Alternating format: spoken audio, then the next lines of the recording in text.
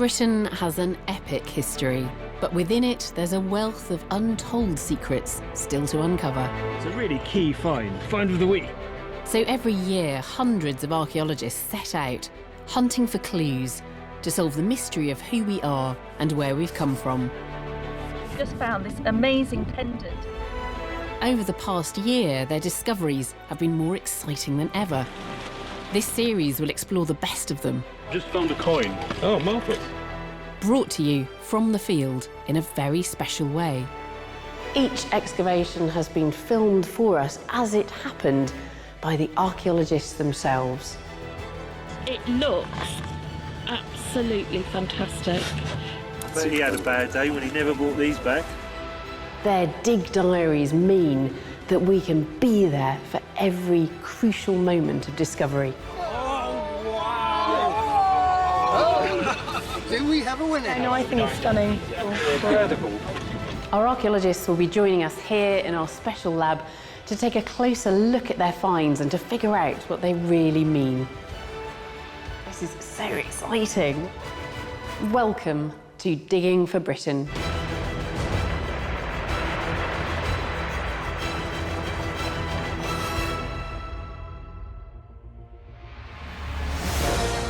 This time we're exploring dramatic discoveries from the west of Britain.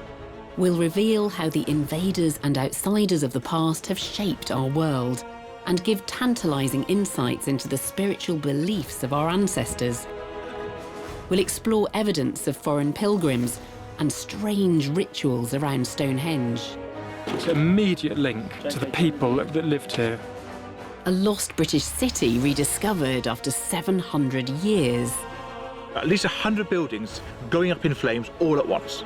And the warrior invaders we now know were more than just legend.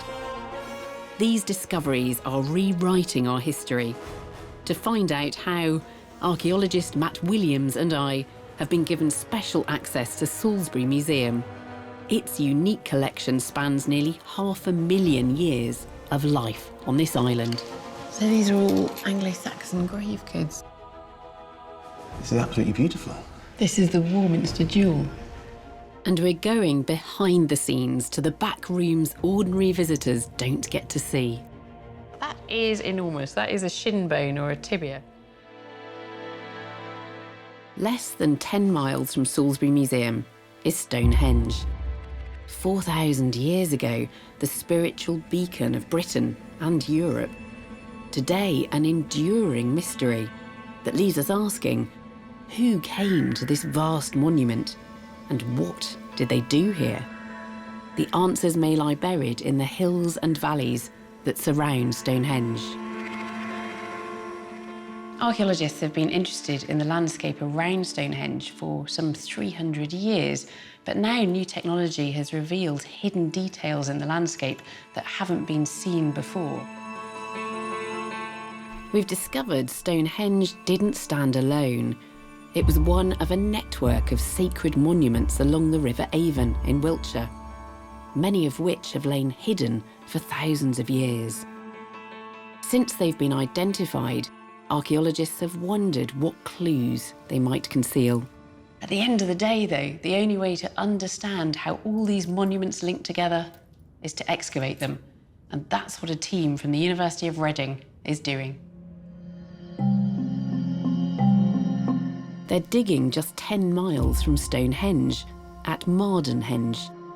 A henge is a circular bank of earth, which we can still make out at Marden. Archaeologist Jim Leary is digging here, hunting for clues to explain the rituals our ancestors practiced in this landscape 4,000 years ago. 12 days into the dig, his team strikes it lucky.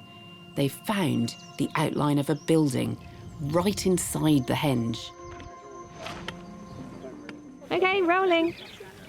Okay, well, this is a very, very exciting moment because we have just uncovered our Neolithic building.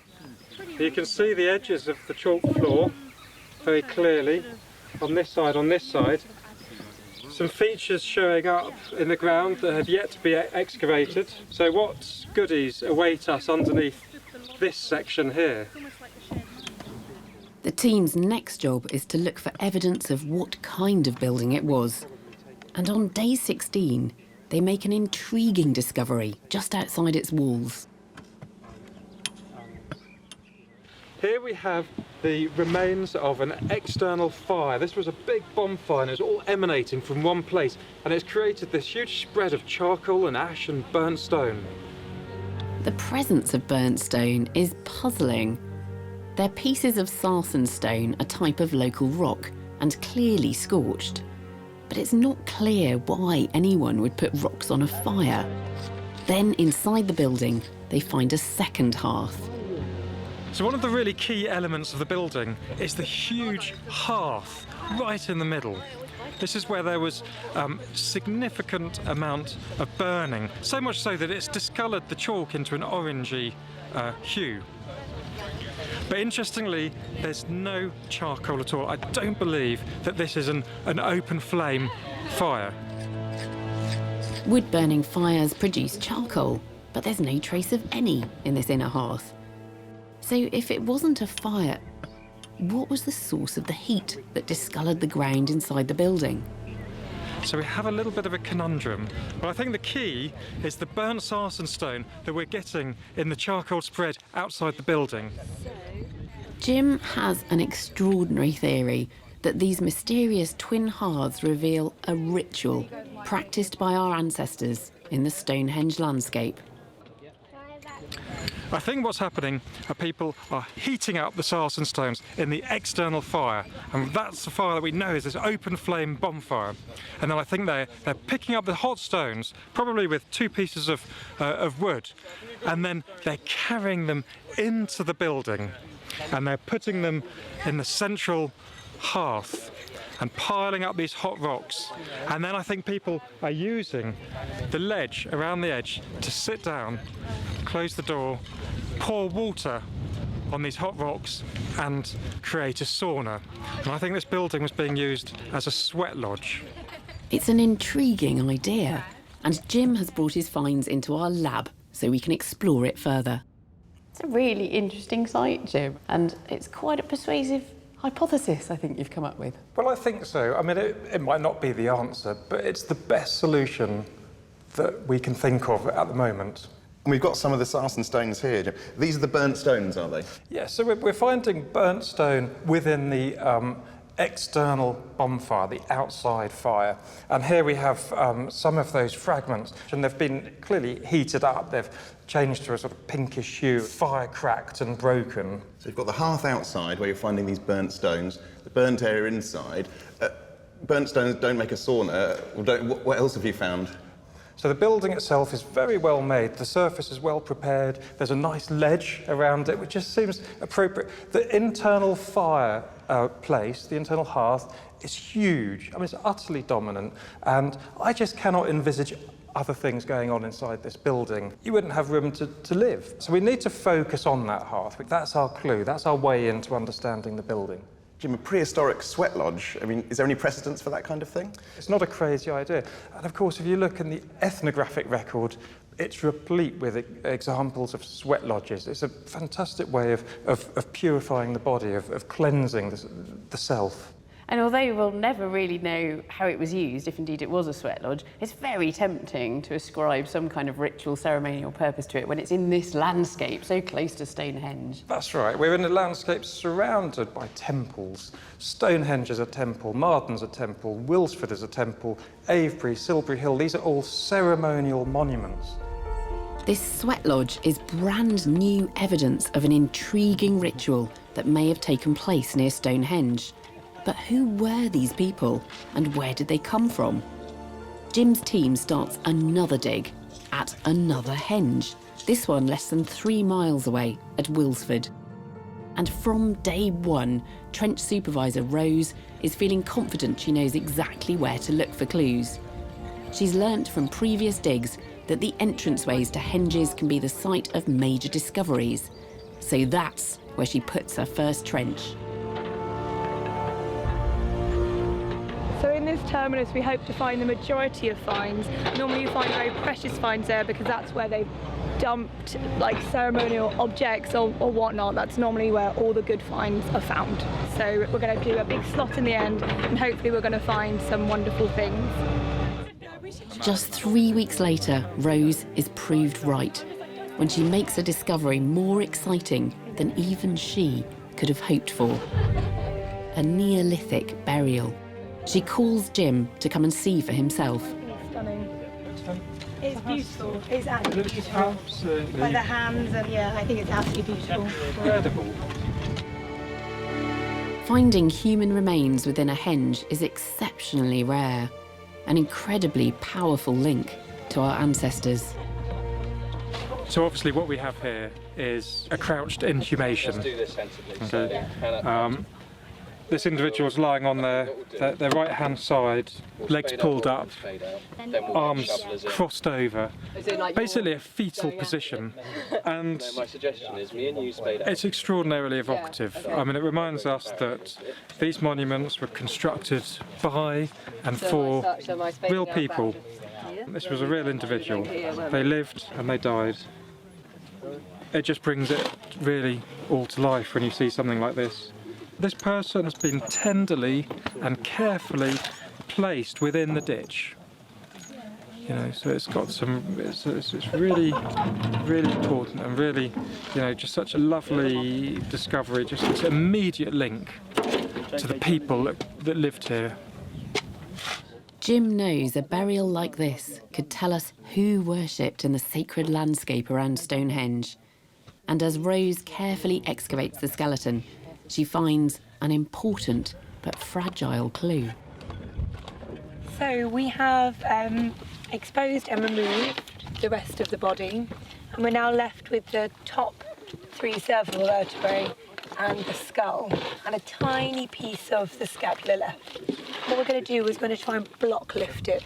The reason is because we have these tiny little amber beads coming up that are really fragile and they look quite crushed. So in order to keep all of that together, we're going to try and block lift it, wrap it in bandages and send it off to a specialist to be excavated properly. Jim has brought the preserved bones back to our lab. As an osteologist myself, I'm thrilled to see this evidence. The fact this person was buried in the entrance to a henge shows they must have been significant. Now I want to know what else the skeleton can tell us. We can see that his bones haven't quite fused fully, so he's still in the process of growing. You can see that the top of the humerus there is separate from the shaft, so we can get quite a good age in terms of his biological age. He's in his mid-teens, you know, around 15. How old is he in terms of his chronological age? We'll be looking at somewhere between 2400 BC and 1800, roughly speaking. The fragments of an earthenware cup in his grave show that this boy was one of the Beaker people who may have come from the continent to settle in the landscape around Stonehenge 4,000 years ago. They were dazzling craftsmen, and Beaker burials often include valuable jewellery. This boy's grave was no different.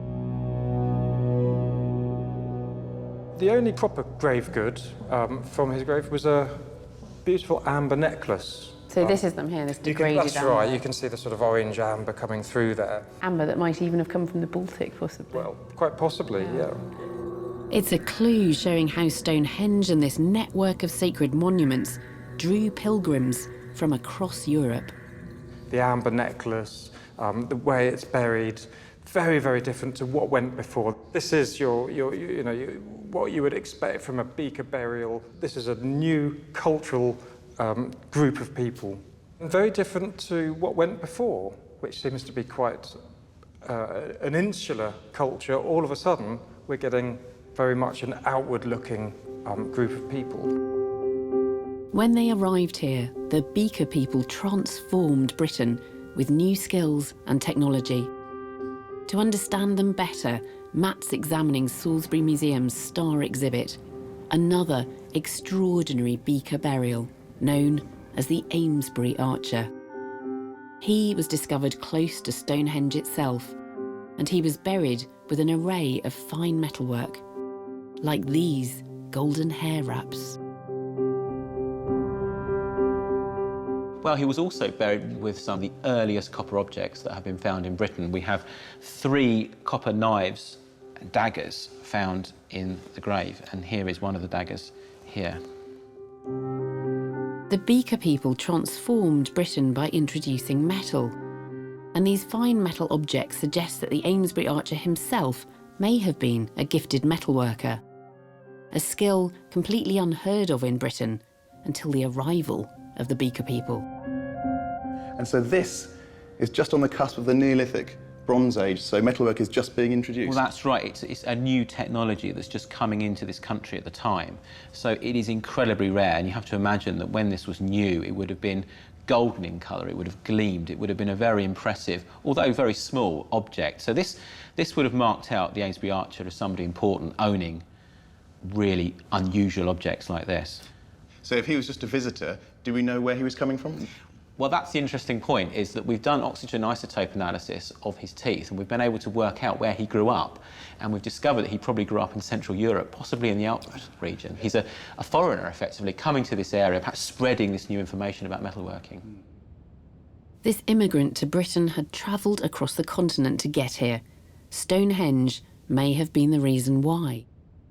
Stonehenge at the time, when he was alive, about sort of 2,500 BC, was a temple. And many people would have been visiting this area to perform ceremonies and visit ceremonies taking place there. Perhaps he wanted to meet those people, perhaps he wanted to share this almost magical understanding he had of metalworking technology with these people. So he's come hundreds of miles with this incredible new technology which must have astounded the locals or the people visiting Stonehenge. It's no wonder he was given such an incredible burial. That's right, buried with over 100 objects is absolutely exceptional for this period. Together with the Amesbury archer, the new discovery of the Marden boy shows us more clearly than ever how the power of Stonehenge pulled in pilgrims from across Europe. 4,000 years ago, in this ritual landscape, people were purifying their bodies, visiting the temples and burying their dead. And the incomers from Europe brought metalworking technology to Britain, propelling us out of the Stone Age and into the Bronze Age. At Winterbourne Kingston in Dorset, a team from Bournemouth University has also been investigating evidence of religious rituals, this time from the Iron Age, around 2,000 years ago. What they've unearthed is eye-opening and very strange. They've discovered extraordinary new evidence, bizarre animal burials pointing to very odd beliefs and rituals, and they had their cameras rolling right from the start. A geophysical survey of the area had revealed an array of dark markings in the landscape. As the team excavated these, they uncovered the remains of a settlement over 2,000 years old, which included a number of massive storage pits. Okay, well, I'm in the base of one of these cylindrical Iron Age storage pits. You can see it's fantastic, well cut, nice flat bottom base to it. We've got absolutely no idea what they were storing in these originally, although we presume it to be grain, that there's some kind of grain silo for storing grain over winter. The grain pits are vivid evidence of a thriving Iron Age settlement. Then, at the beginning of week 4 of the excavation, they find something very unusual. Where Alicia, Zach and Emily are excavating here, we've got what appears to be the remains of 3 sets of pigs. Very strangely, the pigs have not been butchered. They have been placed in the pits whole. This is a real dramatic wastage of animals. These are good, viable animals, good lot of meat on them, but they've been deliberately killed and placed in these pits. But if the animals weren't killed to be eaten, then what is going on? Now, we presume they've been sacrificed as a deliberate kill, but these are offerings for some kind of god of the underworld, for some kind of god probably to assume the continual protection of the herd or the community. But this possible evidence of sacrifice is just the beginning. In week 5, the team discovers even stranger practices. Yeah, we've got a front leg, that other front leg, yeah, and there's a bit of humerus here as well. It's the remains of a sheep but it has a cow's head placed on its hind quarters. So it's kind of like this. The discovery is unprecedented. By day 22, the team has discovered even more burials of these strange, man-made beasts. Nothing quite like this has ever been discovered in Britain. Right at the very bottom of the pit, we're getting a whole series of specially placed deposits. And what we can see in this particular example, we've got part of a horse's leg here, partially articulated, and a cow's rib. And what we're finding in a number of these pits is there's a sort of almost like a hybrid animal of cow and horse. Where you find a horse's skull, it's always with a cow's jaw. Sometimes you find a horse's head with a cow's body. They're mixing and matching the two animals. Obviously both animals are important to them for different reasons. So incredibly, it looks like our Iron Age ancestors were creating hybrid beasts from the body parts of animals sacrificed to their gods. It sounds unbelievable, but Miles has brought the bones to the studio so we can see the evidence with our own eyes. Miles, this site just gets more and more interesting, doesn't it? This isn't just rubbish. They're not filling them in with discarded remains of butchered animals. No, the one thing actually we're not getting in any part of the site is normal rubbish material, not sort of discarded waste.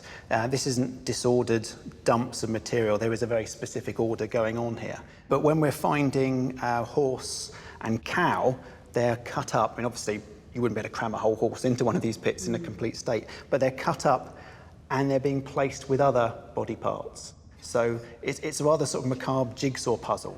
And that's what you've got here, is it? That's a cow, I assume, because of the horns, and the horse? Yes, yes. In fact, one of the storage pits, when we found it, it was actually sort of resting sort of the cow skull on top there. So it's creating this rather bizarre hybrid animal. Like a chimera, a mixture of different animals. You could say that, yes, yeah. Yes. It is a direct attempt to create something that doesn't exist in nature, where they are dismantling or dismembering animals and then reassembling them whilst they're still fleshed and bloody. And there don't seem to be any cut marks on these bones at all. They seem to be pretty intact. I mean, you'd expect to see cut marks here where muscle had been taken away, meat had been taken away from the cheek, and then perhaps cut marks on the inside here where the tongue had been taken out, but we can't see any evidence of that. No, exactly. In most of them, we're not finding any kind of evidence that meat's been removed or indeed that the bones have been broken up to get at the marrow. And we're getting quite big sections of animal in there all together. So perhaps there is a way of, by reassembling in there, you are creating almost like a deity, or you're creating a deposit that the gods would accept, which would ensure the long-term survival of your community. By next year, Miles may have even more answers. But for now, it certainly looks like his team have discovered a new Iron Age religious phenomenon that had been entirely forgotten about for over 2,000 years. Our next dig diary features another staggering find, this time an entire city that disappeared for 7 centuries in Monmouthshire, in Wales. 10 years ago, an archaeologist developed a hunch that a pretty little village on the Welsh-English border had a forgotten past, that it did in fact lie right at the heart of the English struggle for dominance over the Welsh in the 1200s. One particular field was crucial to his idea, so he gathered up his life savings, bought the field, and started digging. That archaeologist was Stuart Wilson, and this year he's kept us a dig diary. Today, this sleepy village is home to around 3,000 people. But if Stuart is right, then 800 years ago, this was a very different place. Evidence is being unearthed outside the village in what is now Stuart's very own field. It was here that his hunch came good, when he discovered an entire medieval high street in the middle of nowhere. Could this be the medieval city of Trellech, the centre of power and industry that was lost in the 14th century, and for which archaeologists have been searching for generations? Well, here we have a series of workshops in medieval times. And what we have down is iron slag floor surface with stone line drains and a nice central fireplace in the middle. So you could have walked up along here with your horse, with your dagger or bits of armour, come in here into a hard working surface where the metalworkers repair whatever you're coming in with, right next to the main road in medieval times. The remains date back to the 1200s. The sheer scale makes it clear that this was just part of a huge settlement. And as the dig continues, Stuart's team begin to turn up clues as to what made this town grow. So one of the things that we find consistently in each and every trench that we dig is this stuff. It's iron slag. These nuggets are the byproducts of smelting iron, and the town produced so much of it, they started using the slag as building material in floors and on their roads. Iron production on this scale indicates that Trellech was a major centre of trade and industry. And Stuart's team has found evidence that this was no ordinary place. We do have a lot of indications here that the people who lived there were extremely wealthy. And we've got a couple of very nice finds from previous excavations that really show the wealth of these people. The first is probably this medieval flower pot.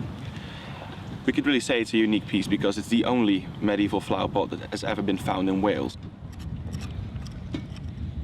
Another piece that we have is this one. Most people that see it think it's some sort of a dish that comes out of the kitchen, but actually this will be on top of your roof. This is a medieval finial. So it's a very high quality glaze on there. It's a very, very expensive object. It would have a large ceramic spike on top of it. So if lightning would strike, this would break and your roof would still be intact. Now, showing to the people of your village that you can actually afford to break an object like this really shows great wealth.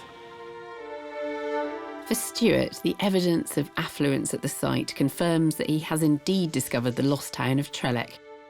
This was no small Welsh settlement, but a vast English military supply base. Now, he's also uncovered remarkable evidence that its great wealth could have made it a target for attack by rebel Welsh, who may even have attempted to burn the place down. The buildings we found were quite interesting because the buildings had actually been burnt down in a very, very severe house fire. We had glass actually formed out of the thatch, which has actually melted in the fire, and we found the mica on the stone had actually melted and glazed on the stone itself. So a very, very severe fire. We think of a great attack on the town in about 1295, 1296 by the Welsh. Yeah, so it looks exactly the same the other side. Not only is it possible that this English-run town was once burned down by the Welsh, Stuart is also finding compelling clues that the Welsh posed a constant threat. Well, here we have a massive round tower, which looks like a good fortification to the manor house, but also to the town. Now, it's a really nice stone construction. It's got a single stone wall about 1 metre thick, and then an iron slag core to it, an inner stone wall, and all built up in one nice circle, rising upwards. Now, we think it's defensive because of its sheer size, the way it's been built. It's very well constructed. In fact, it's not just how this tower was built, but where that indicates its purpose was defence. If this stood up quite nice and high, it would see across the gardens of the neighbouring burgages, both along this road and along Tinkers Lane, and across the entire common fields. Stuart is convinced that the round tower's construction shows just how solid Trellech's defences needed to be in order to see off Welsh aggression. But a big question still remains. Why did this 700-year-old town just disappear? I'm still intrigued by how you actually came across this to begin with, Stuart. Given that other people have been looking for Trellech for a long time, how did you put all the clues together? You're never going to discover an elephant by looking through a microscope because you're looking too closely at it. You need to stand back. And when you stand back and actually look at the landscape, it's speaking to you. Now, you've got a map here. Shall we have a look at that? Does that give us any clues? Yes, it does. These maps are extremely useful. So when does this date from? This actual map dates from 1881. And what we have are thin fields here, following the main roads, and more thin fields. And the thin fields carry all the way down to the south, with the large fields behind. Why are these fields like they are? They're all man-made. They must have been here for a reason. And when you then compare it to medieval towns and say, well, let's take the buildings out, and what do we get? We get this pattern. The thin fields are where the buildings used to be. Right. And they then back onto large fields, which are the common fields. Okay. Exactly what we've got here.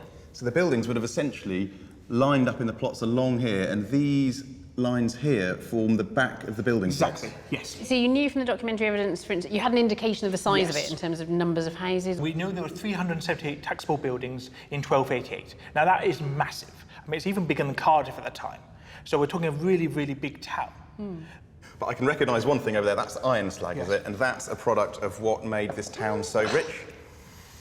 Oh, yes. Now this, it's iron slag. Now they use this as hardcore. And so by recording how much we get off this every so often, we can actually then start recording up how industrialised the town was. But that will take decades of work. At the moment, we've only got a very, very small sample. Why is it forgotten? Why did it disappear? Yes, the Welsh rebelled, but basically they had been defeated. So the military reason for it being here has gone. Combined with that, 1314 had to be the first year of 5 very severe weathers in this country, which caused a great famine. That precipitates a big economic depression. That means the civilian market for iron reduces. Then the economy goes, then the population goes, then it gets hit by the second wave of plague. Then you've got civil war at the end of the century. So within a century, everything that could go wrong has gone wrong. Trellech was left without a purpose. Gradually, the people left, and this great medieval hub withered and died. So how many more fields are you going to buy then, Stuart? Where are you looking now? That one there looks pretty good. Yeah, I reckon this one here. If there's one field I would really like, it would be 121, just here. If you ever go up there, you can see where the ground just slopes off, clearly a building just under the ground. And if I was going to build an important building in the town, that's exactly where I would build it. So that's where I would like to dig. How long are you going to spend excavating medieval Trellech, do you think? All my life. I was hoping to do my field in 70 years. Now, I've only done 10 years so far, and the 70 years hasn't reduced because it's only increasing. So it'll probably take me another 100 years to do the field. So unless I live for an extremely long period of time, then it's going to take me longer than my lifetime. Our successors will all be here discussing still medieval Trellech on a dim, distant version of Digging for Britain. Yes. 32. Yes. Next year, Stuart is sure to have even more revelations about life in the lost medieval boomtown of Trellech. This work highlights the real power of archaeology to bring to life stories that are only hinted at in the written record.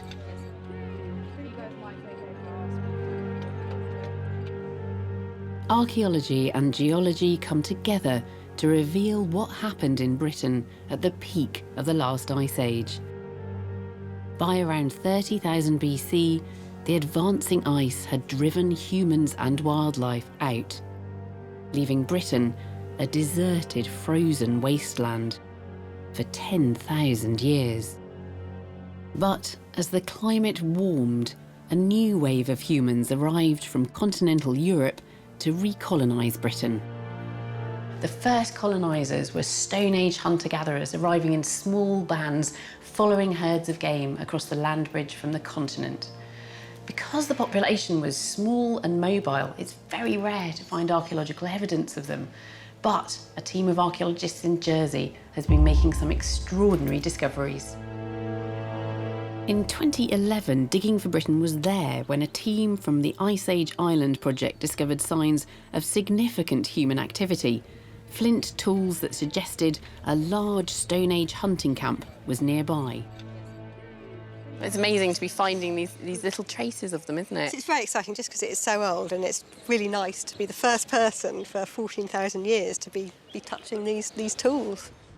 This was a promising start, but the next 4 years proved frustrating. Lots of scattered flint. By 2015, still no direct evidence of a campsite. We're yet to hit an archaeologically significant sediment. The Holy Grail would be objects that have remained in situ, undisturbed by the passing millennia. The problem is, the site is on a gentle slope. Over the last 15,000 years, the ground has shifted downhill in a slow-motion landslide. This destructive slide would destroy any precious evidence of a campsite. But finally, halfway through the dig, things start to look more promising. This flat ground here really provides the last opportunity to find a significant area of in situ or well-preserved archaeology. So we're at the tipping point in the geology as well. So it's a really exciting position to be at. On day 14, the team makes a significant breakthrough. But this is a flint over here, and it seems like it. There's two pieces which were originally part of the same core. If Jeroen's right, and these stick back together, then we're starting to see a part of the site we really haven't seen before, where everything is a lot more intact.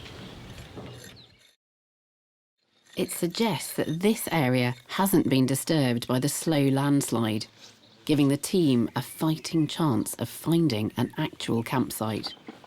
The artefacts aren't all at crazy angles, they're relatively flat and they're relatively larger.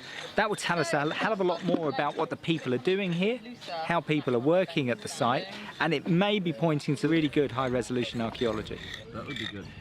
We found some really fragile pieces of what looked like burnt bone. So it's this particular darker band that seems to be packed full of goodies. It's the first evidence of organics we've had on the site, and it's really quite exciting.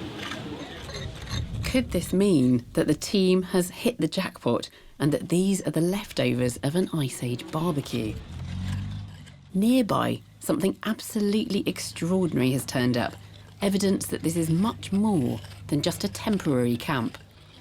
One of the new things about this year is we're getting all of this granite material, big, large blocks of granite. I mean, is this natural or is there any human impact here? If we look close at this big stone, you can see that actually it's fragmented in several places. It's actually broken there in situ. Absolutely, yeah.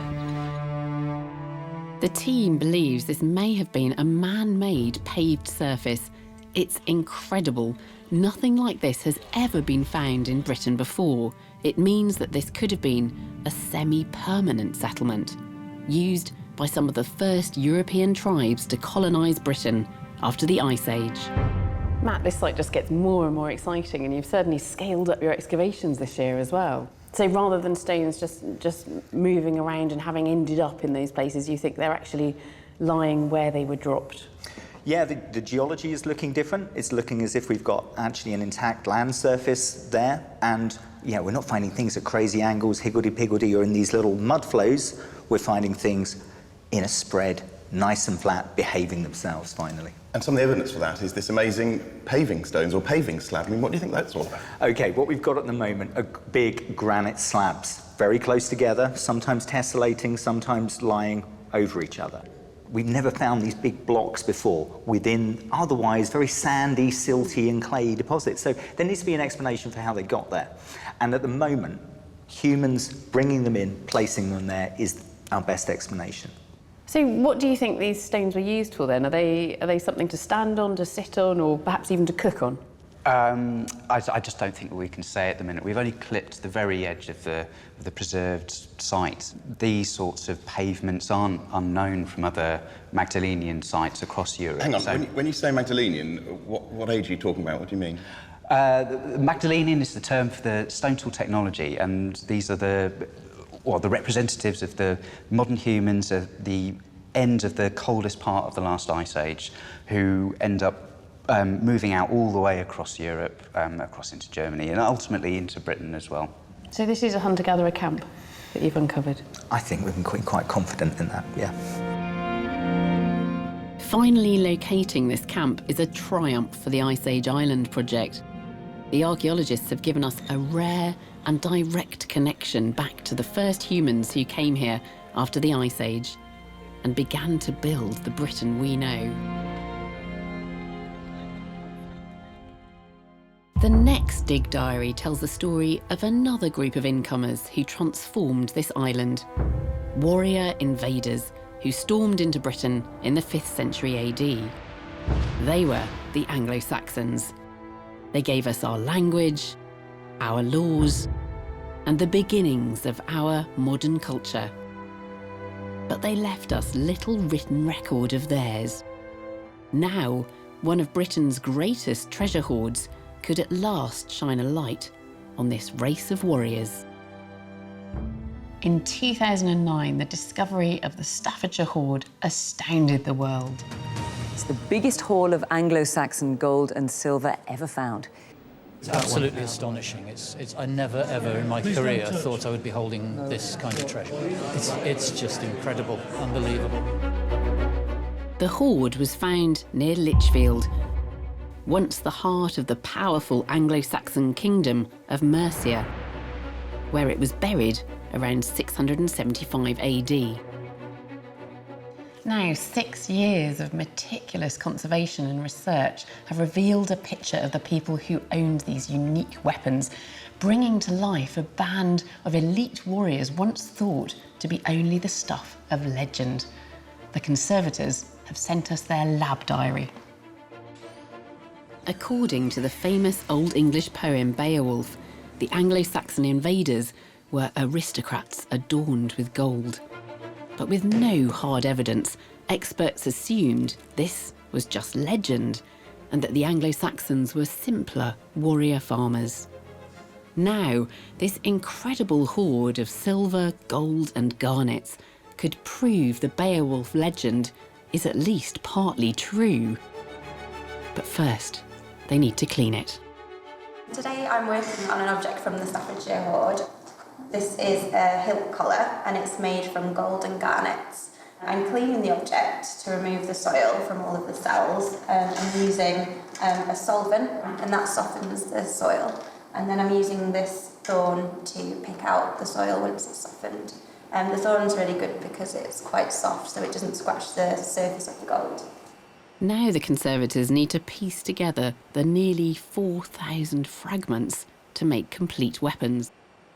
So here I've got a very fragmented hilt guard. It's a very elaborate hilt guard assemblage in the sense that it has a lot of decorative panels and decoration along the side of it. Because it's so fragile in so many parts, I've had to make a custom-made mount which then appropriately allows it to be shown as it should be shown with the panels on the side. So in the future it can be displayed in all its glory.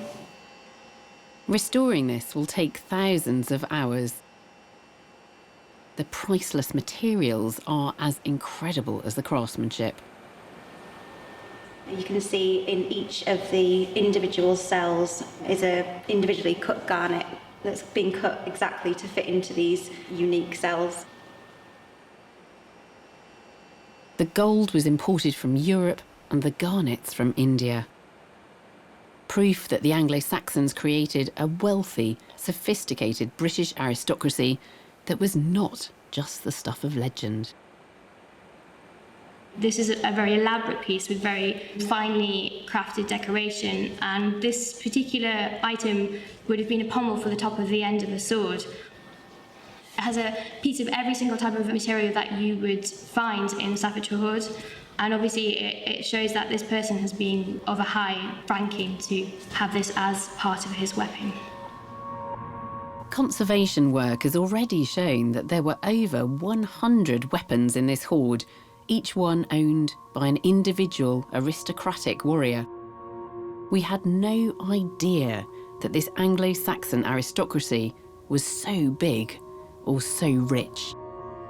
The final step in the hunt for new information is to create a replica sword. And here we have it. The replica sword is absolutely beautiful. It's gorgeous. This is the long-bladed sword of the period. It's a slashing overarm weapon, quite a clumsy weapon, not for duelling. And it's here with its replica gold mounts at the end, based on examples that we have found in the hoard. Yeah, so this is the gold work here that we can see kind of replicated here. And the very end, the kind of the pommel, that's what this is based on, isn't it? That's right. That is a exact copy of that pommel. Yeah. Were they ever used in war? I mean, certainly you can do a lot of damage with a blade like this. Across the hundreds of fittings on these weapons is we are seeing degrees of wear. And where we find the most worn down parts is on the top of the pommel. It's possibly to do with a warrior having his hand rested perhaps on the pommel. But interestingly, in contrast, where we don't find the wear is on the grip. And if these weapons were frequently being drawn and frequently being wielded, we might expect to see much more wear on the grips than we do. Maybe it is a case that these weapons were also to be appreciated at an intimate level in the feasting hall, probably between warriors. The nature of this hoard and I suppose the very numerous artefacts that are contained within it, as you say, mean that we're having to rethink what we know about the structure of society at the time, because there were many more people, obviously, carrying around this kind of superior weapon than we'd thought in the past. Yeah, I mean, this changes the whole landscape of looking at the warrior in Anglo-Saxon England. I mean, clearly there were swords of this calibre with this level of decoration in much wider circulation than we appreciated. So was this Beowulf and his warriors? The sword that Beowulf the hero uses to actually kill Grendel's mother is actually described as having had a hilt wrapped with gold, potentially with wire ornament. It could well have been a sword very like this. The Staffordshire hoard paints a new and vivid picture of the powerful Anglo-Saxon warriors who ruled Britain in the 7th century. But what was their relationship with the Britons they lived alongside? Salisbury Museum holds the remains of the Anglo-Saxon Ford warrior, and I'm getting to see him face to face. Reassessing the objects from his grave in the light of the hoard will fill in more details in this picture of Anglo-Saxon Britain. Adrian, I can't get over how well preserved absolutely everything is from this grave. Yes, I mean, this is the burial of the Ford warrior, as we call him, who was found just to the north of Salisbury in the 1960s in an Anglo-Saxon burial mound. And yeah, he's buried with all the trappings of somebody who was clearly going off into the afterlife to fight. The Ford warrior was buried with a long knife, a scabbard, spearheads, and this, the boss from a huge shield. Typical grave goods for an Anglo-Saxon warrior. But other objects in his grave give a more subtle insight into how these invaders integrated with life in Britain. We've got this hanging bowl here, which was, when it was discovered, was found to contain crab apples and onions. Really? Yes. So a meal to take to the afterlife. But these are interesting objects because although what we see here are very typical Anglo-Saxon items, this thing here is a more indigenous, native, British object. So you have here a combination of influences. You've got a predominantly Anglo-Saxon influence, but then also this item here is something that was used by local people as well. So this is fascinating, isn't it? Because we are moving away from the old simplistic idea of this invasion of Anglo-Saxons coming into Britain and wiping out everybody and replacing them, towards an idea where you have a smaller influx of people, assimilation and cultures blending a lot more. The Staffordshire hoard has thrown a new bright light on the Ford warrior. Together, they reveal the true size and wealth of one of Britain's earliest aristocracies. Invading warriors who blended their culture with that of the indigenous Britons, laying a foundation for the language and legal system we use today. These Anglo-Saxons were just one of a wealth of people who came here from Europe and helped to build Britain. Our island story is rich and complex. But from Ice Age caves to Stonehenge, forgotten Iron Age rituals to lost medieval cities, archaeology brings us closer to understanding how our ancestors made us who we are today. Britain has an epic history, but within it, there's a wealth of untold secrets still to uncover. It's a really key find of the week. So every year, hundreds of archaeologists set out hunting for clues to solve the mystery of who we are and where we've come from. We've just found this amazing pendant. Over the past year, their discoveries have been more exciting than ever. This series will explore the best of them. Just found a coin. Oh, marvellous. Brought to you from the field in a very special way. Each excavation has been filmed for us as it happened by the archaeologists themselves. It looks absolutely fantastic. But he had a bad day when he never brought these back. Their dig diaries mean that we can be there for every crucial moment of discovery. Oh, wow! Oh, do we have a winner here? No, I think it's stunning. Incredible. Our archaeologists will be joining us here in our special lab to take a closer look at their finds and to figure out what they really mean. This is so exciting. Welcome to Digging for Britain.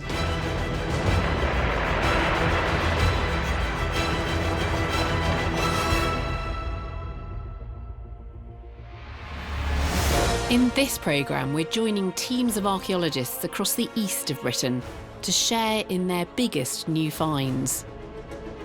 We're there for the grim discovery at a crossrail site that reveals the brutality of Roman rule in Britain. If they show signs of injury, then these are beheading victims. We dive deep in the Thames, searching for clues to explain a mysterious naval tragedy. It was really amazing, actually, that that's been under the water for 350 years. And we explore a British story in Belgium, as a team reveals the secret advantage that helped Wellington snatch victory at Waterloo. What you have here is basically a hollow ball, packed with gunpowder.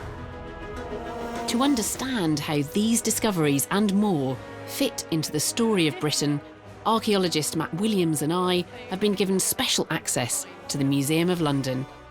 Its unique collection tells the story of the East from this area's earliest inhabitants. So these are people beginning to settle in the landscape around London. The first Londoners. And we'll get to see parts of the museum the public rarely get access to. There are 20,000 skeletons down here. Our first dig diary is not from Britain, it's from Belgium. But it explores a very British story, Wellington's victory at Waterloo. In 1815, Napoleon Bonaparte faced the Duke of Wellington and his European allies at Waterloo. Wellington's victory ended Napoleon's rule and settled the fate of modern Europe. 200 years later, an international team of archaeologists travelled to Waterloo to excavate the battlefield for the first time, hoping to understand how one farmyard had become pivotal to the outcome of the battle and how the Allied army successfully defended that farmyard against the odds. According to Wellington, Waterloo was the nearest run thing you ever saw in your life. We know that his victory hinged on finding a way to get ammunition to his outnumbered troops stationed here at Hougoumont Farm. But we don't have proof for how he did it. Now, archaeologists from Waterloo Uncovered are searching for clues and for evidence of the French onslaught fought off by Wellington's men. We've been working down in this stubble field for the past 3 days, and that was an area that at the time of the battle was occupied by a wood. The French did advance up through that wood, and that fight within the wood is not fully understood. There are some eyewitness accounts, but it's fairly vague. We know Wellington's men occupied the farm, and now, for the first time, we can understand how fiercely they had to defend it, as the team's investigations reveal the intensity of Napoleon's opening attack. This tree faces onto an open area where we know there was a lot of fighting. There'd have been shooting coming from the wall over there, 40 yards away. So either way, these trees are going to be right on the backstop for any sort of musketry that's going on around here. And of course, at chest height, balls that have hit trees are going to be fired at human beings who are milling around these trees. It's pretty remarkable that 200 years later it's all still here. Wellington had 1,200 men defending Hougoumont. It's believed that Napoleon sent 4,000 to take it. And now metal detecting is revealing definitive proof of that savage assault by the French. By the wall, picking up multiple targets. They look like French musket balls, all concentrated within probably a foot square. I've picked up 4. One of them, if you can see, if I don't drop it, is embedded. It's still got brick dust on it. The shot struck the southern wall, which the records say was where Napoleon ordered his attack to begin. Now inside the farm, the team uncover great quantities of French musket balls, which reveal how desperately Napoleon's army fought to get in. Further in, we're looking at musket shot that has been fired at close range. It's impacted. So what it looks like we've got here is French making it at least to the top of the wall and firing down into the enclosure, possibly also through the loopholes, all of which is going to be defended. So I think what we've got is a picture of a very, very brutal fight on the wall top, much more so than the accounts that in some cases lead us to believe. Records tell us that the British defence of the southern wall held firm, while on the north side of the farm, more French troops desperately attacked the heavy gates of the farmyard. It's a pretty formidable target once it's closed, but you have to close the gates first, and that's where the whole battle could have turned. Now we're opening the gates. Check no Frenchmen. Okay. The gates had been left open. 30 French soldiers seized their chance and burst through. If reinforcements managed to join them, a British massacre and a French victory at Waterloo would have been inevitable. An absolute desperate fight, and the men who came to close this gate left that fight going on behind them, turned their backs on it and pushed the gate closed against this great press of Frenchmen who had seized the advantage and were trying to get in. So a pretty key moment in the battle. According to the history books, Wellington's Coldstream Guards forced the gates closed and saved their army from disaster. But on day 7, the team finds possible evidence to show that Napoleon only intensified his efforts to seize the farm.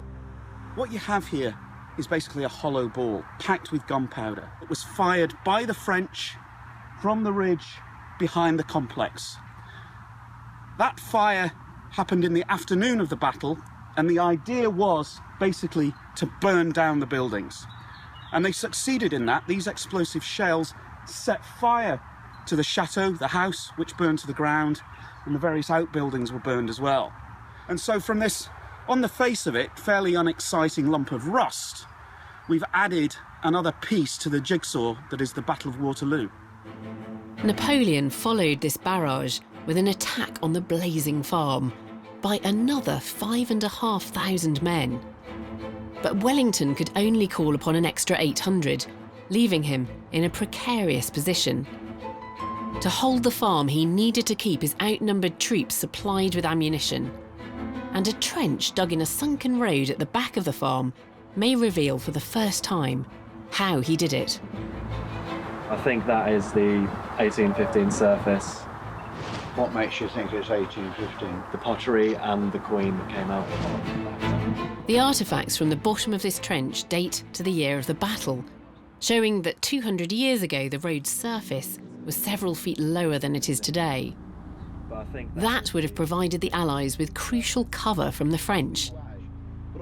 And the team also think that this sunken road gave Wellington hidden access to the farm, to get his supply wagons in without the French noticing. If you've actually got quite an enclosed hedge line and you've got literally almost a tunnel, then that would have given him so much better cover. And although it was still bare feet to get horse and wagon down here under French attack and then to get it across to the gate and into Hougoumont Farm, it does actually, to me, give me a better picture of what the surroundings must have been like. This dig may have finally revealed Wellington's secret advantage. A hidden road that enabled him to keep his troops armed, to defend Hougoumont Farm, defeat Napoleon, and win the Battle of Waterloo. To explain more about how the battle was fought and its grim aftermath, the dig team have brought some of their finds into our lab. So, Charlie, how important was Hougoumont Farm and the battle here in the context of Waterloo more generally? Certainly for Wellington's army, it was very important. The French are in blue and the British are in red. And Hougoumont here stands, together with the wood to the south and the orchard, in front of this ridge, guarding Wellington's right flank. Had the French got through at Hougoumont and seized control of that, they would have been able to secure potentially a battle-winning advantage. I think we always tend to think, or at least I always tend to think, of Waterloo being a battle of the British against the French, but Dominique, there were other people there as well. Oh yeah, there's a lot of other nations involved in the conflict, and you have Hanoverians, Anglo-Dutch, Brunswick, Belgo-Dutch, and of course the Prussians. They played an essential role in the English victory. We've got some of the finds here. Dominique, can you tell me what that is? Well, I can tell you that it's a French musket ball because it's smaller than the English one, as you can see very clearly. I think we've uncovered why there was an Allied victory, and they simply had bigger musket balls. And the fact that the French one are smaller than the English one means that the English can reuse French musket balls, which is not the case on the contrary. So the English could fit the smaller bullets back into the smaller musket balls back into your own rifle. That is a significant advantage. Yeah. So the documentary sources, the eyewitness accounts, and the archaeological finds, they do agree on one thing: this was a brutal battle. Do we have any idea what the total human cost actually was? Yeah, probably around 12,000 killed, and you have to add to that the wounded and the disappeared, so around 50,000 people. And what happened to all the bodies then? Most of the armies would have moved on by the time we get around to burying the dead. So we're talking about the local people, the farmers, the peasants, the people who lived on the land, trying to get rid of these bodies that would be stinking, causing a great mess and getting in the way of agriculture. So they tipped into a grave and got rid of. Anything that is useful, can be used, can be sold, will be stripped from them, and the bodies will be disposed of as quickly as possible. Scavenging among the dead for valuables was grim enough. But around the time of the Battle of Waterloo, this common practice took an altogether darker turn. I've come to see the evidence for myself, right in the depths of the Museum of London. Well, this is the Museum of London's bone store, and every one of these boxes contains at least one human skeleton. In total, there are 20,000 skeletons down here. Amongst them is remarkable evidence of a macabre but lucrative trade, one made possible by the vanity of London's rich and the huge death rates at battles like Waterloo.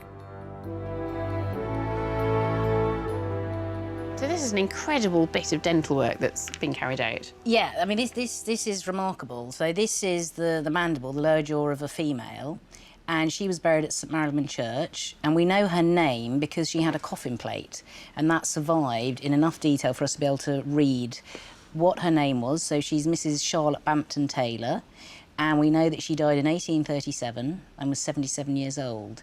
And to be buried where she was would indicate she had money, she was high status. And looking at this that you can see here, which is a rather remarkable piece of dentistry.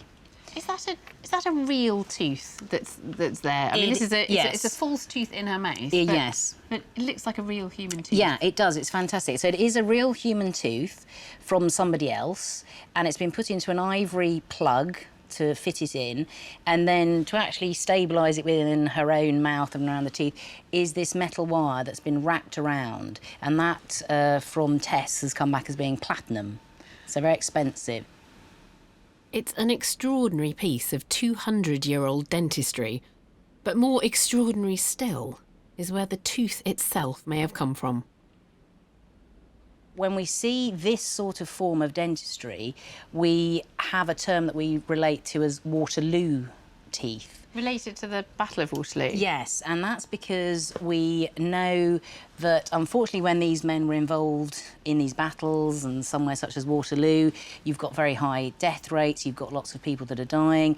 You then have an opportunity to actually claim something to make money, and that would be the teeth. Teeth were very lucrative. So people would actually then go around extracting the teeth to then sell and use in other people's mouths. It's extraordinary. So you've got this well-heeled woman. She's lost quite a few teeth, actually, but she's lost this tooth right in the front, which does affect her appearance. And she's paid to have this expensive dental work done so that she can smile at somebody with a dead man's tooth in her mouth. Yes. Stories like these are why I love archaeology. It has the power to shock us with grim revelations like this about what London's rich did in the name of vanity. And it can surprise us too, with new insights into an iconic battle that defined Britain and Europe for centuries. But few of archaeology's surprises come as unexpectedly as in our next dig diary. It comes from Lenborough in Buckinghamshire, where one amateur made the find of a lifetime. In the early 11th century, marauding Vikings terrorised southern England. Ethelred was the Anglo-Saxon ruler who attempted to buy peace, paying off the invading armies with sackloads of silver. It was a waste of money. Within a generation, England was ruled by a Danish king, and the Viking conquest was complete. 1,000 years later, in Buckinghamshire, an amateur metal detectorist made an astonishing discovery, including evidence of the desperation of the Anglo-Saxons in the face of the Viking threat. And luckily, he had a camera with him. In December 2014, Paul Coleman was taking part in an annual metal detectorist rally in Lenborough, and he was planning to call it a day. After an hour and a half, we got back to the same point we'd virtually started from and decided that with only one musket ball to show between three of us, that there wasn't a great deal in this field, or if there was, it was too deep for us to pick up. My friend's detector interferes with mine. The radio frequencies are very close. So I asked him if he would move over. He said his was fine, so I should move. So I did. I moved 4 or 5 yards away and walked immediately onto a large signal, which turned out to be a really large signal. As Paul began to dig down, he saw something unmistakable. So as soon as I saw that shiny disc, I knew it was a coin. I also knew that it was potentially more than one because the signal was really large, so I just had an inkling that this was going to be something special. When I bent down to pick that one up and I saw the others, that's when I realised that this was a large hoard of coins. With the help of the Portable Antiquities Scheme, Paul uncovered a lead container overflowing with silver and gold coins. He could scarcely believe his eyes. Some serious cash down there. He had one job. Yeah, one job, and all he had to do was look after them when I found them. I bet he had a bad day when he never brought these back. Straight away, they began to wonder where this huge fortune had come from. Then they spotted a clue, the name of a king. That looks like an Ethelred. Is it? Well, is that Ethelred? But it says on there, can you not? Yeah, I think it's Ethelred. Ethelred was the English king from 978 AD to 1016. He was so desperate to end the Vikings' raids, he tried to pay them to go away. Ethelred's name is crucial to dating these coins to sometime in his reign, 1,000 years ago. It's getting to the bottom, isn't it? It's getting dark in here. We've got a lot of people. Yeah, that's the light, mate. Be careful, because some of them are really brittle. Yeah. Light was fading. Under the guidance of an archaeologist from the Portable Antiquities Scheme, Paul and his friends worked quickly and carefully to rescue the treasure. But the stash seemed never ending. It's a sad day when you run out of bags to put silver coins up with, isn't it? Yeah, especially when they're that big. Yeah. Shall we just leave the rest then? If we haven't got any bags. You can afford to. Oh, we've got some more. Okay, okay. Just, fair enough. No. Just put less in. Okay. Email to head office and see who's see if they know whether the coin guy's in. They took the hoard back to the safety of a local farmer's kitchen and spent the rest of the night counting out their treasure. 5,252 silver coins, each one a millennium old, many in near mint condition, and priceless to historians. They were sent to the British Museum, where numismatist Gareth Williams began piecing together what this remarkable hoard could tell us about Britain 1,000 years ago. Now he's brought along the most revealing specimens for us to look at in our lab. Well, Gareth, these coins are looking absolutely beautiful now that they've been cleaned up, and this is just a small sample of the collection. That's right, altogether over 5,000 coins, so one of the largest hordes of Anglo-Saxon coins ever discovered. And when do they date to? They date to the late Anglo-Saxon period, and we've got coins in here of two kings, Ethelred II, who ruled from 978 to 1016, and his successor Knut, who ruled from 1016 to 1035. We've got the savings hoard of the earlier part, and then a currency hoard, coins withdrawn from what was current at the time of burial, which is the last few years of Knut's reign, so probably sometime in the 1030s. Can you pull out one of each ruler from Yes, there? certainly. Here is Ethelred II, and here is Knut. Now, these aren't portraits of either of them. Coins of this period generally just imitate late Roman imperial designs, and both of these are just images of late Roman emperors with the king's name on. Canute was the Danish king determined to seize power in England and to establish Viking rule here. In desperation, King Ethelred resorted to throwing money at the problem, earning himself an unfortunate nickname. The English kingdom, which was more or less quite a new creation by the 10th century, was under a lot of pressure by Viking raids from Viking armies increasingly during the reign of Ethelred, and we know Ethelred as Ethelred the Unready. The indication is that it's a contemporary nickname, and the response to these Viking raids seems to be paying greater quantities of money to Vikings, quite simply to go away as well, and we know the Vikings don't go away. They see the English kingdom, which was very rich by this time, as a great source of wealth. The coins in this hoard reveal how desperate Ethelred became when faced with a full-scale Viking invasion. So Ethelred tried paying them to go away. That didn't work. He tried fighting them to drive them away. That didn't work. But he also tried a third method, and that's also represented in this hoard by a rather unusual type of coin. And you can see this doesn't have a royal image on it. I can see this is a little lamb. He's carrying a cross under his arm. He's got a halo as well, so we're quite clear about it being a holy lamb. This seems to be part of a sort of coordinated year of prayer and increased piety in the year 1009.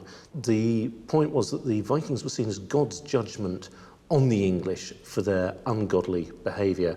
And so the theory was, if the English became more godly, maybe God would reward them for that with support against the Vikings. So it's literally reduced to praying for help. Exactly. This new hoard reveals the last hope of a desperate king. Coins minted with Christian imagery in the hope that God would help him beat the Vikings. But Ethelred's piety was in vain. Canute seized power, and the Viking conquest was complete. Finds like this have made it a remarkable year for archaeology in the east of England, and in London, one giant engineering project has offered an unparalleled opportunity to peel back the layers of the capital's history, to reveal how the city first began to boom. Since Roman times, men and women have flocked to London, driving its population from 30,000 2 millennia ago to 7 million today. And the capital is still growing. This is one of its newest and biggest developments. Crossrail, London's high-speed underground rail network. It's a massive piece of civil engineering. But it's also a once-in-a-lifetime opportunity for archaeologists. The vast excavations are revealing what life was like for Londoners as the city mushroomed over 2 millennia. But what we're also discovering is the cost in human life. Liverpool Street railway station in the very heart of the city's buzzing financial district. Right outside the station, archaeologists from Crossrail and Museum of London Archaeology have uncovered clues to the brutal violence at the heart of Roman rule in Britain.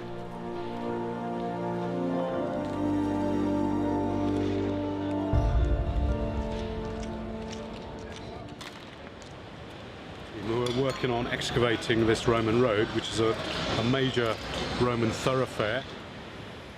Yeah, so what we've uncovered just in the last day is a number of skulls appearing in this area. They're actually mostly upside down, so they're not completely obvious. There's literally a line stretching from there, is the last one we found, all the way back to the end of the dig.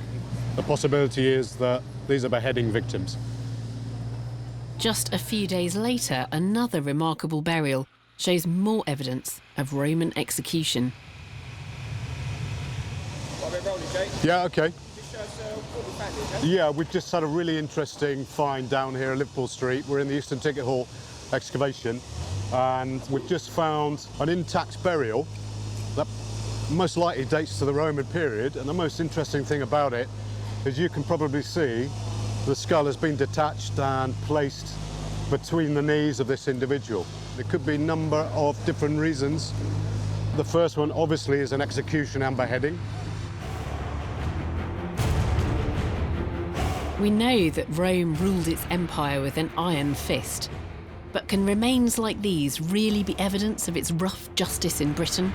As an osteologist myself, I want to see the bones with my own eyes. So Don and Jay have brought one skeleton into our lab. It's interesting to have such explicit evidence of decapitation at this site, and I believe this skeleton shows decapitation again. Exactly. What we have here is the remains of a male adult that we found in the cemetery, and what's very interesting to see is in the neck area, on the first thoracic vertebra, we have a very clear cut mark going through the skeleton. For example, this facet would normally fit on here, but it's been sliced off by a very sharp blade. And this cut has probably caused full decapitation of this individual. There's a polishing of the bone, isn't there, where the blade has come through here. So right at the base of somebody's neck. And do you think this would have been a blow coming in from the back then?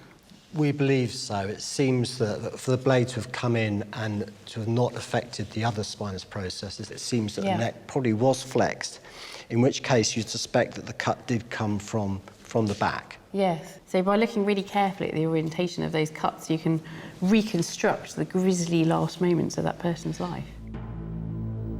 Severed vertebrae, decapitated skulls. It's chilling evidence of the brutal reality of Roman rule in Britain. These discoveries have been made thanks to Crossrail's massive excavations, but not all archaeology involves digging into the ground. In the Thames estuary, a team of divers is battling the elements to solve a maritime mystery, and they've sent us this dive diary.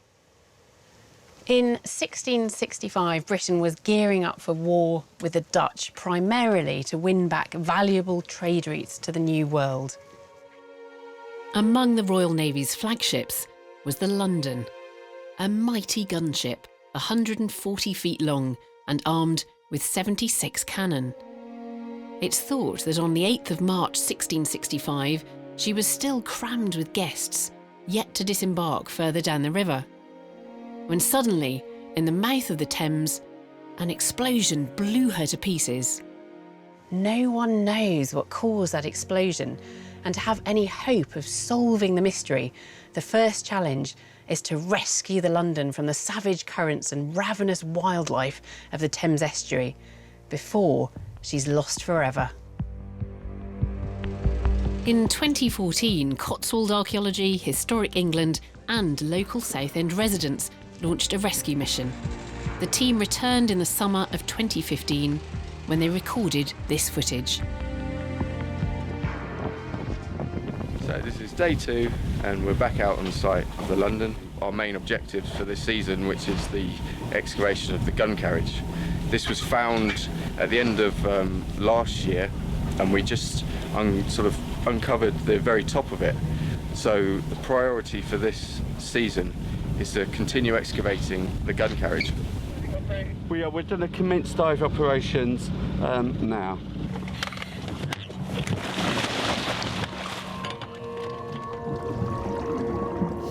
Unfortunately, the wreck's location means that the London isn't going to give up her secrets easily. Well, as you can see here, we're right next to the main shipping channel in and out of the Thames. So this is a very busy shipping lane. And some of the bigger ships are churning up the water, and we know that because when we're down there, visibility goes from okay to nothing, and the noise kind of vibrates through your chest. But noise and poor visibility aren't the team's biggest problems. As turbulence from passing ships stirs up the sediment, it exposes the site to the destructive forces of nature. So you've got marine organisms like teredo and gribble that eat the wood, and that kind of destroys it, and that can happen very quickly. So this is what's really important, the work that we're doing, and especially recovering this gun carriage, because if that remains in situ as it is, it will not be there for very much longer. Despite these treacherous conditions, the team has recovered a wealth of finds, which show how the Thames silt can perfectly preserve the artefacts hidden beneath it. This looks really in really good condition. I mean, you can see the grain. It doesn't look like it was used very much at the time either. No. There's not much in the way of wear. Very nice. Yeah, nice. Well done, Steve. Some more recent finds. This is what I covered a few weeks ago. A little sundial compass. To me, this would have been like a Rolex watch of a day. You'd have the sundial, the compass in there, matched it up, that would have lifted up and they could get the dates of the time. Steve believes that this probably would have belonged to one of the higher-ranking crew members. You know, the chap who had this would be in a nice cabin, you know, far more comfortable than down towards the bilges. These are just a fraction of the objects recovered from the wreck so far. But time and tide wait for no man, so the team's focus soon returns to the star attraction. The gun carriage is the main objective of this week, and we've been progressively digging out that carriage and trying to uncover it as much as we can. Once we've uncovered it, the aim is to recover it. Working in such poor visibility, the team relies heavily on the underwater survey, which reveals much more detail about the location of the carriage within the wreck.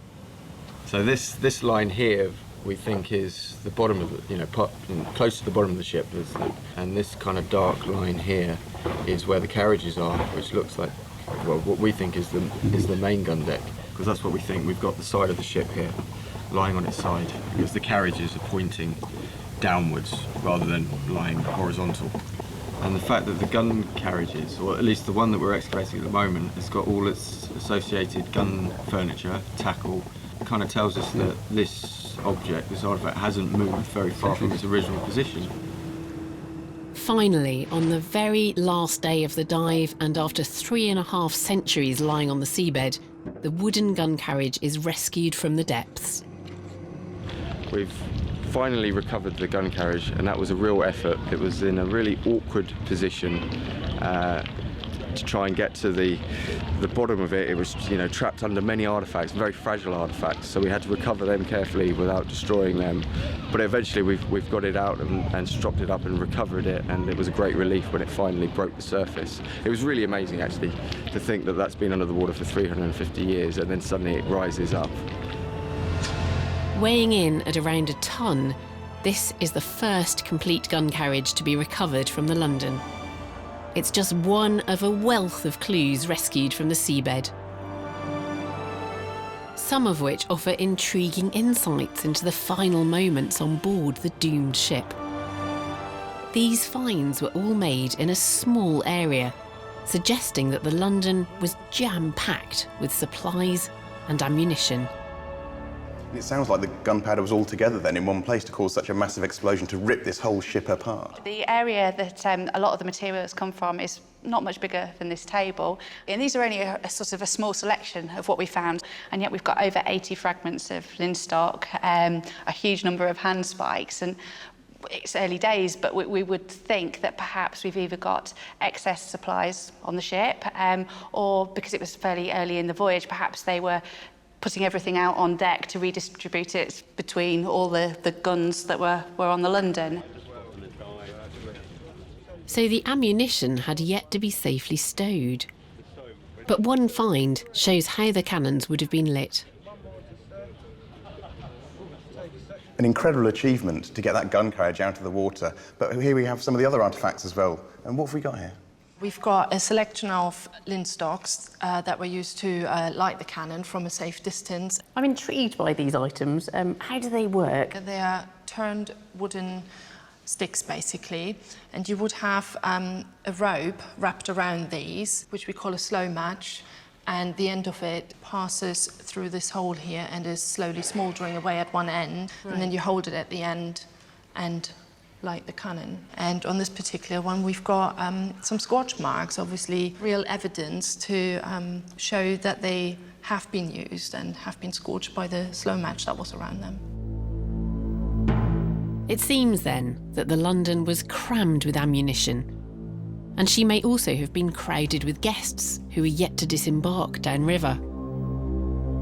But the archaeologists also made further finds, which hint at a possible cause of the terrible accident waiting to happen. Some quite personal items as well, really. These are little tobacco pipes, are they? Yeah. Tobacco pipes, though. I mean, this was the ship that was going out to war that obviously had cannon on board. You've got a ship that is packed full of gunpowder, and you've got people smoking. I know, it's a bit of a recipe for disaster, really, isn't it? I guess health and safety might have been a bit different 350 years ago, but with the crew members, you've got visitors on board, you've got over 300 barrels of gunpowder, naked flames from both the linstock and people smoking from the candles.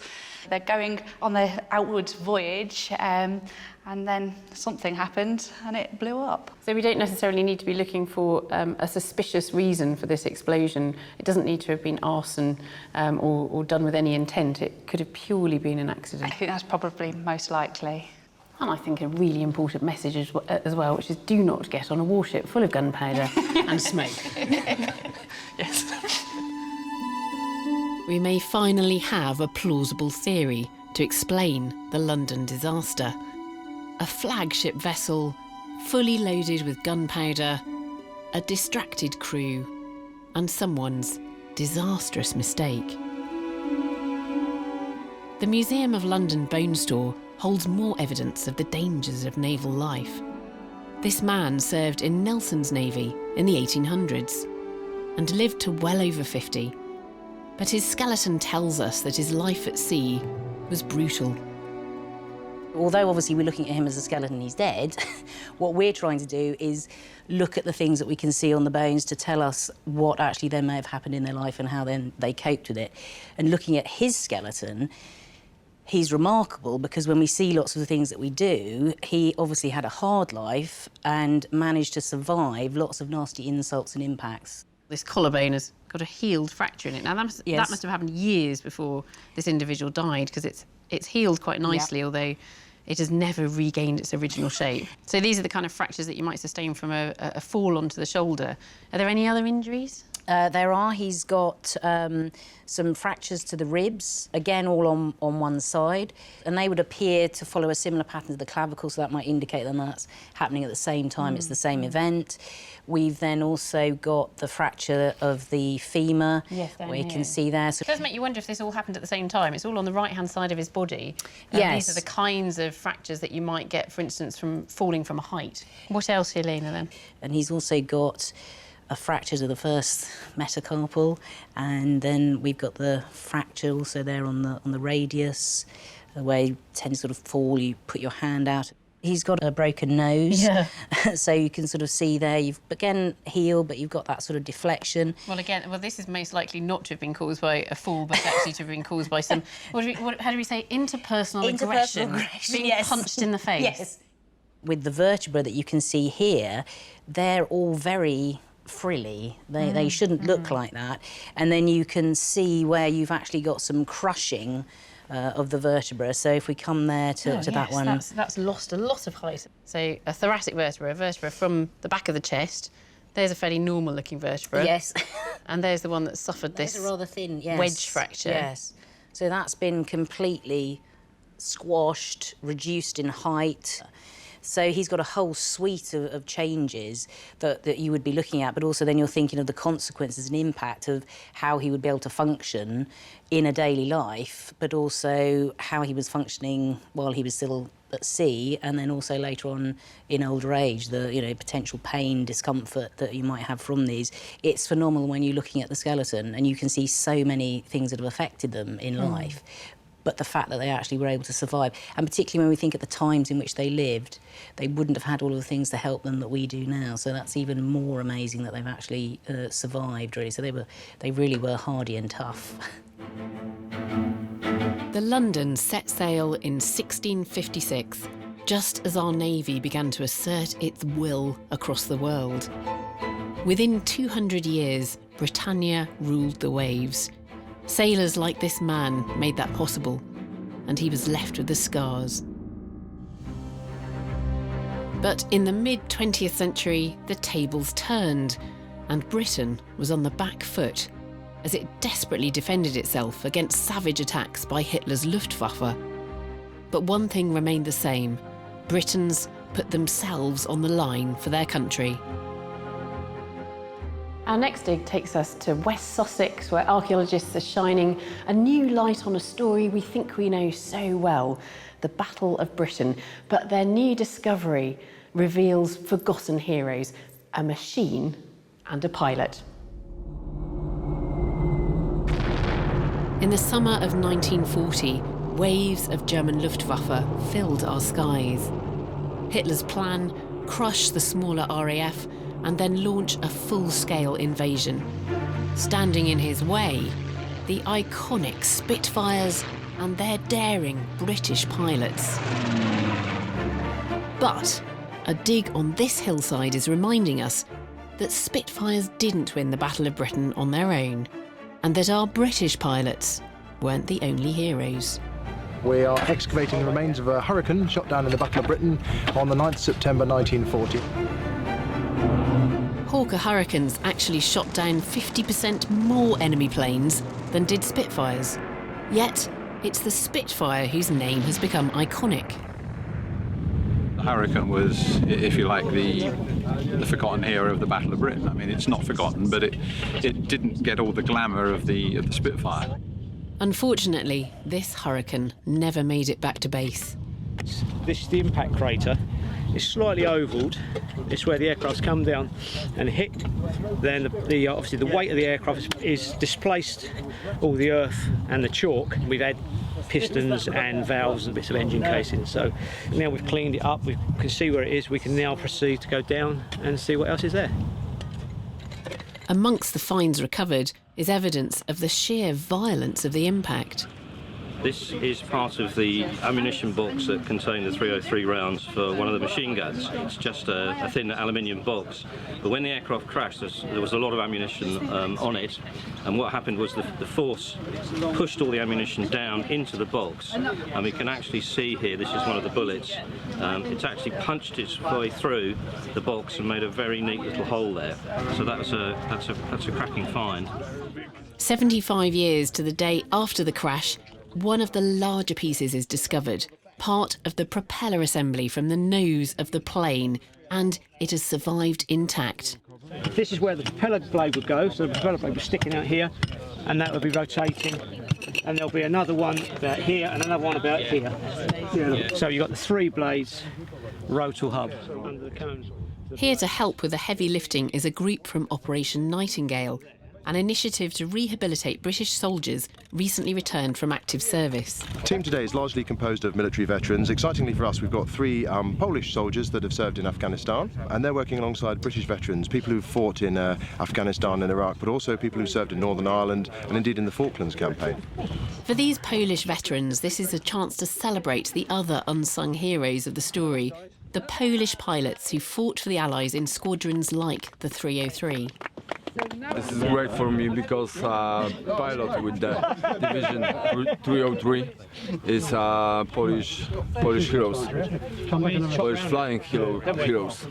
And Sergeant Lynch, this is great pilot with the squadron. 303 Squadron was a predominantly Polish unit, and it became the most successful in the Battle of Britain, shooting down 108 German planes in a single month.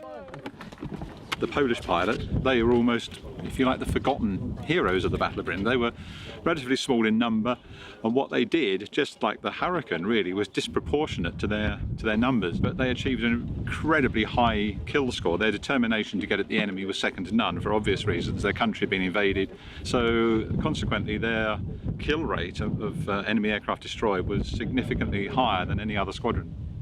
21-year-old Casimir Wunsch was a sergeant in 303 Squadron when his Hurricane was shot down on the 9th of September 1940. Luckily, he managed to parachute to safety, and as the presence here of his daughter and granddaughter testifies, he lived to tell the tale. He was slightly injured. The oil blew into his face, so he had some burns, and he had was something injured in his leg and in his back. But after staying in Hove Hospital for a month, he went back to flying, and he was flying until the end of the war. My grandfather died when I was 6 months old, so I never got to really know him, and I'm amazed that we found this plane. The last person to see it intact before it went into the ground was my grandfather, and that means a lot to me. There's a piece, I think I'll remember it to the end of my days. It's the Morse panel. He would have touched that, he would have looked at that on a daily basis every time he got into the plane. If his radio had gone down, that might have saved his life. And so to see the words Morse and all the other bits on that piece is just incredible, and it does make me feel a real connection with him. The 75th anniversary of the crash is marked by a rare sight, a flypast by a fully restored original World War II Hurricane. It got really quiet.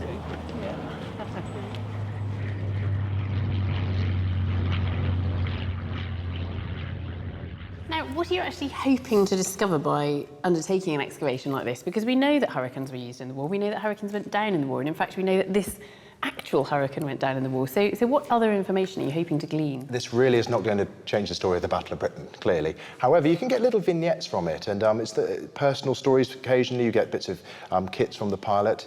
The ammunition will also tell you a story about that particular day in September 1940, in the hope that this aircraft was going to bring down some of those attacking aircraft. I think that's really important to remember that the Poles played a very big role, but there were pilots from Czechoslovakia as well, French pilots, a couple of Americans, South Africans, Australians, people from all around the world contributing to this global effort to stop this hideous entity from being able to invade. And so this artifact, although it is just a bullet, it's way more than that, because this has got a narrative of those days in 1940 and a critical part of our island's history, really. What do you think it was about the Polish pilots that gave them such a good kill rate? I think there's almost a visceral hatred that goes on with the Polish pilots. We've been talking about the defending of Britain with the Battle of Britain. Now, the Poles didn't have that luxury. In 1939, their country had been invaded. It's the reason, ostensibly, Britain goes to war. And so they are fighting to try and liberate their country, and the only way they can do it at that time is to fight back at the Luftwaffe. And so they are a determined bunch. They're a group with anger. They are a group that perform incredibly well. And despite this plane crashing, of course, Wunsch himself escaped, and as we saw, his daughter and his granddaughter in the film, and I think the archaeology was very important to them. It was, and to be able to have that hands-on for your family tree, that's a physical manifestation of your heritage, which is really, really powerful. So you're able to put your fingers where your grandfather or your father had put his in the cockpit, or to look through a piece of perspex, bit of glass. So you're looking through that same viewing screen that your relative had, and that's a really strange feeling in archaeology, to be able to have that direct connection with people from the past. This dig has helped a family connect with their war hero from a brave generation, and reminds us all about the foreign pilots who risked everything to save Britain. It reveals the power archaeology has to tell our stories, whatever the era, from a bloody battle fought in our skies in 1940 to the brutal oppression of Roman rule. While from the silt of the Thames and from a trench in Waterloo, new clues have helped to solve age-old mysteries, to reveal not only what came before us, but to show how our past still shapes who we are today. Britain has an epic history, but within it there's a wealth of untold secrets still to uncover. It's a really key find of the week. So every year, hundreds of archaeologists set out, hunting for clues to solve the mystery of who we are and where we've come from. We've just found this amazing pendant. Over the past year, their discoveries have been more exciting than ever. This series will explore the best of them. Just found a coin. Oh, marvellous. Brought to you from the field in a very special way. Each excavation has been filmed for us as it happened by the archaeologists themselves. It looks absolutely fantastic. But he had a bad day when he never brought these back. Their dig diaries mean that we can be there for every crucial moment of discovery. Oh, do we have a winner here? I think it's stunning. Incredible. Our archaeologists will be joining us here in our special lab to take a closer look at their finds and to figure out what they really mean. This is so exciting. Welcome to Digging for Britain.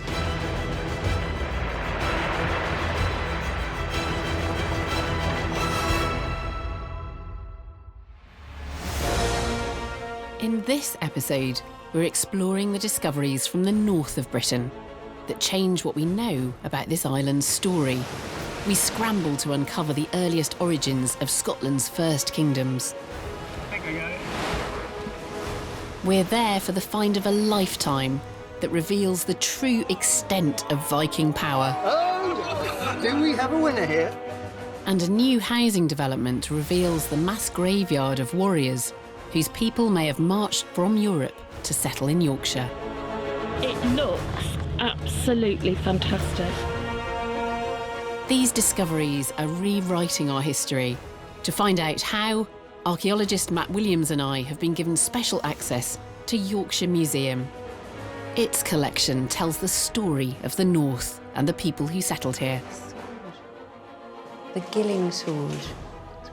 And we're going behind the scenes to the back rooms that ordinary visitors just don't get to see. You could get lost in here for days.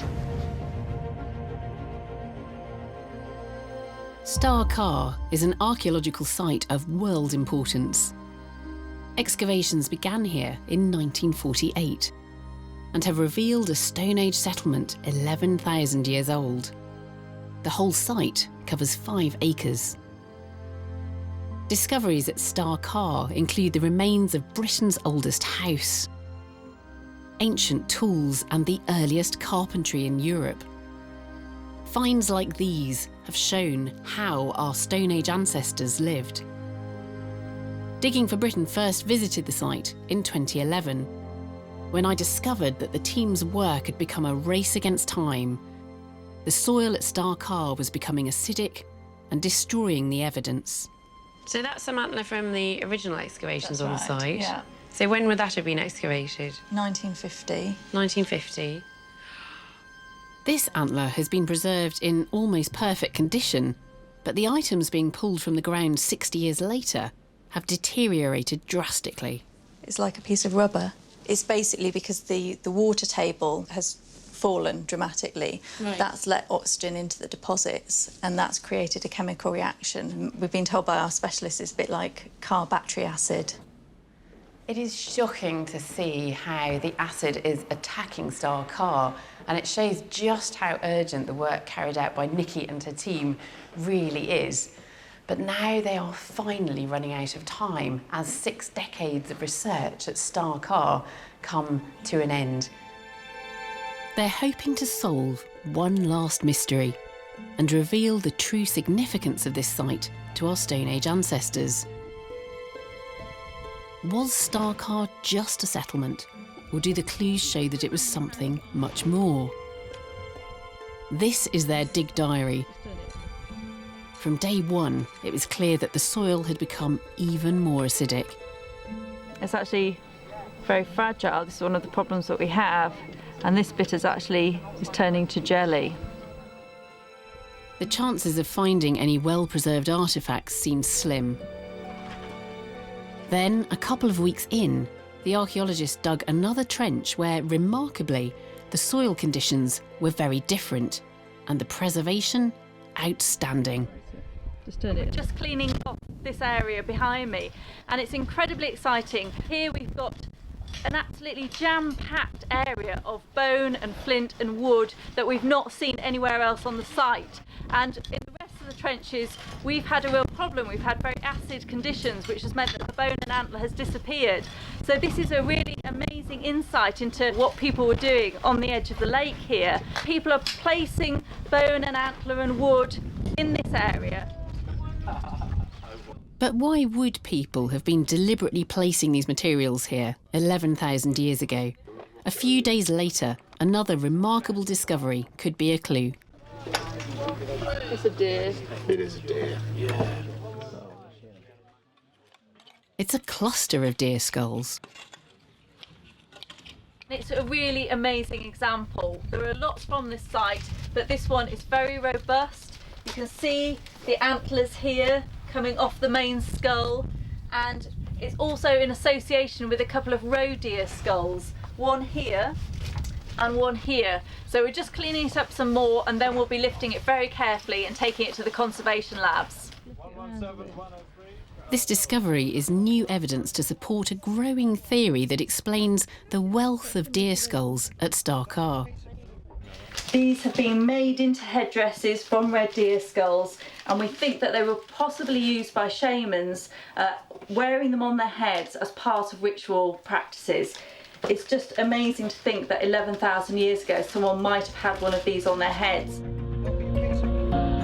In the final few days, even more of these partial deer skulls are uncovered. But can they really be ritual headdresses? I'm in the vaults of York Museum to see the evidence for myself. Can we open it up? We can. Look. It's like Christmas. So this is the latest one. So it is just the top of the skull, essentially. We've lost all of the nose and the upper jaw down here. We have. So it is just this uppermost part with the antlers attached. And that's one of the first clues that tells us that this probably isn't just a piece of deer skull that's been found in the ground. It's been worked by human hands for a particular purpose. If this is a deer in its prime, a large deer, it would have very big antlers, and they've been trimmed back. And what that does is effectively makes this a lot lighter. An almost cap-type shape. If you think of a hollowed-out skull, it's almost a cap-type shape going on there. So one of the other features that we see, and we certainly see on other frontlets that have been found, are these piercings, these circular piercings that you see through the skull. Now, these piercings could be for sinew or for cord to pass through. It suggests that this might be something that's been worked by human hands to be worn on the head. And it's really important as well that this isn't a unique object, that it's one of many that have been found at Carr. Or just over 20 similar objects have been found at Carr, so this is not a one-off, and they all seem to be treated in the same way. So perhaps it's a group of objects that are being used for a very specific purpose and made in a very specific way. The archaeologists think it's likely that these skulls really were worn as ritual headdresses. Together with the wealth of votive offerings of antler and bone, the finds suggest that Carr was more than just a settlement. Back at the dig on day 40, the team makes another remarkable and exceptionally rare discovery, which also hints at the ritual significance of Carr. We have actually just found this amazing pendant, which actually has artwork on it. It's so rare to find something like this. There's only a few pieces of artwork from this country and very few from the whole of Europe. It's very classic Mesolithic. It has geometric lines on it. An 11,000-year-old pendant, piles of bone and antler. Nikki believes that this could be evidence that Carr held sacred significance. And we're really beginning to think that these things weren't just lost, they were perhaps some kind of votive offerings that were placed in this particular spot. A piece of Mesolithic artwork is an extraordinary find anywhere in Europe. I can't wait to hear what this one can tell us about Carr. This is so exciting. When I heard that you'd found this, I didn't quite believe it, Nikki, I must say. You must have been thrilled to find that on your site. The more we've looked at it and the more we've analysed it, the more excited we're getting about it, really, because Mesolithic art is incredibly rare, particularly for this country. And so to find something like this is really spectacular. I can certainly see quite a bit of detail here, but also you've got this enlarged image of it, which really brings it out, doesn't it? That you've got these longer, incised grooves on it, but lots of little tiny grooves as well. An awful lot of detail here. One interpretation I quite like at the moment is that we might have a tree on here, so that's the trunk and these are the branches coming off it. And I think I'm interested in that because, again, for shamans, sometimes trees can be holy. They link different parts of the spirit world, and so possibly there's something like that to it. The interpretation of pendants in Denmark, where they're usually made of amber, is that they might be amulets, and so they're protecting the person who wears them. So over the 6 decades or so that excavations have been going on at Carr, what has that added to our knowledge of the Mesolithic in Britain? Because we've opened up such a large area, we have a much better understanding of how people were living there. We have houses, huts on the dry land. We have great big platforms made out of timbers on the lake edge with all these bones and headdresses and so on around them. And we think that this actually might be quite a special place in the landscape. It's at the mouth of the lake. And when people are coming up river, it's the first place they come to as they reach the lake. So perhaps it's kind of like an entrance way where certain interesting rituals and activities are happening. The modified deer skulls, votive offerings, and now this exceptionally rare piece of Stone Age art provide us with extraordinary insights into life in Britain 11,000 years ago. The clues from Carr tell us not only about survival on a day-to-day basis, but allow us a precious glimpse into the spiritual and artistic aspects of Mesolithic life. The amazing discoveries at Carr are the work of dedicated professionals, but sometimes we have to thank the devotion, enthusiasm, and luck of a band of amateurs. Metal detectorists are a special breed, spending hours scouring the countryside and beaches looking for treasure. And very, very occasionally, they find some. Now, a hoard of treasure buried in the ground away from human settlement or other signs of human activity on its own can only offer us limited information. But sometimes the objects themselves tell a story, as with this Viking hoard. Dumfries, in the west of Scotland, where a keen metal detectorist invested months of his own time researching one particular field. What Derek McLennan found was the discovery of his lifetime that reveals the wide connections of the Vikings. It was harvest time, so there was bales of hay in the field, and I'd been going up and down towards one particular bale, and then I decided to change tack and move to another bale. I got a signal, which was very faint, but it sounded like iron. But I thought, well, I've already dug 30 nails, so one more nail won't harm me.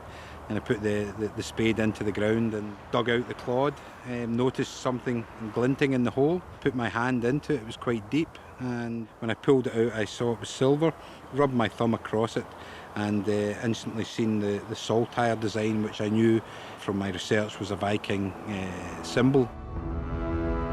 Derek realised the importance of his find, so he immediately called the local authorities. They sent an archaeologist to help with the excavation. What they uncovered together was truly astounding. A hoard of Viking arm rings and gold ingots. But there was more. Oh, wow! A large Christian cross. Do we have a winner here? Its stunning decorations revealed for the first time in 1,000 years. At that moment, my senses erupted, and the excitement and joy of what I'd discovered really hit me. But there was even more treasure to come, including this beautiful pot, still wrapped in protective fabric. The Viking horde of the decade, I think. The Vikings were pagan invaders who came from Scandinavia to raid Britain and to set up their own kingdoms here in 793 AD. This find could reveal new insights into this turbulent chapter in British history. So it's been handed to a team from Historic Scotland for analysis. When they lifted the lid of the pot, even more treasure was packed inside. To find out what, the team turns to modern scanning technology. And that's got quite a density. Yeah, and then there's a layer of dense material right down at the bottom here. So well, you can see it's got a lattice on it there. Yeah. I'll just see if we can rack through and have a look at some of the other objects. The scans reveal rings, brooches and other pieces of fine jewellery packed inside the pot. Excavating and conserving them has taken months. Now, almost a year after making his remarkable discovery, Derek has come to view the treasures for himself.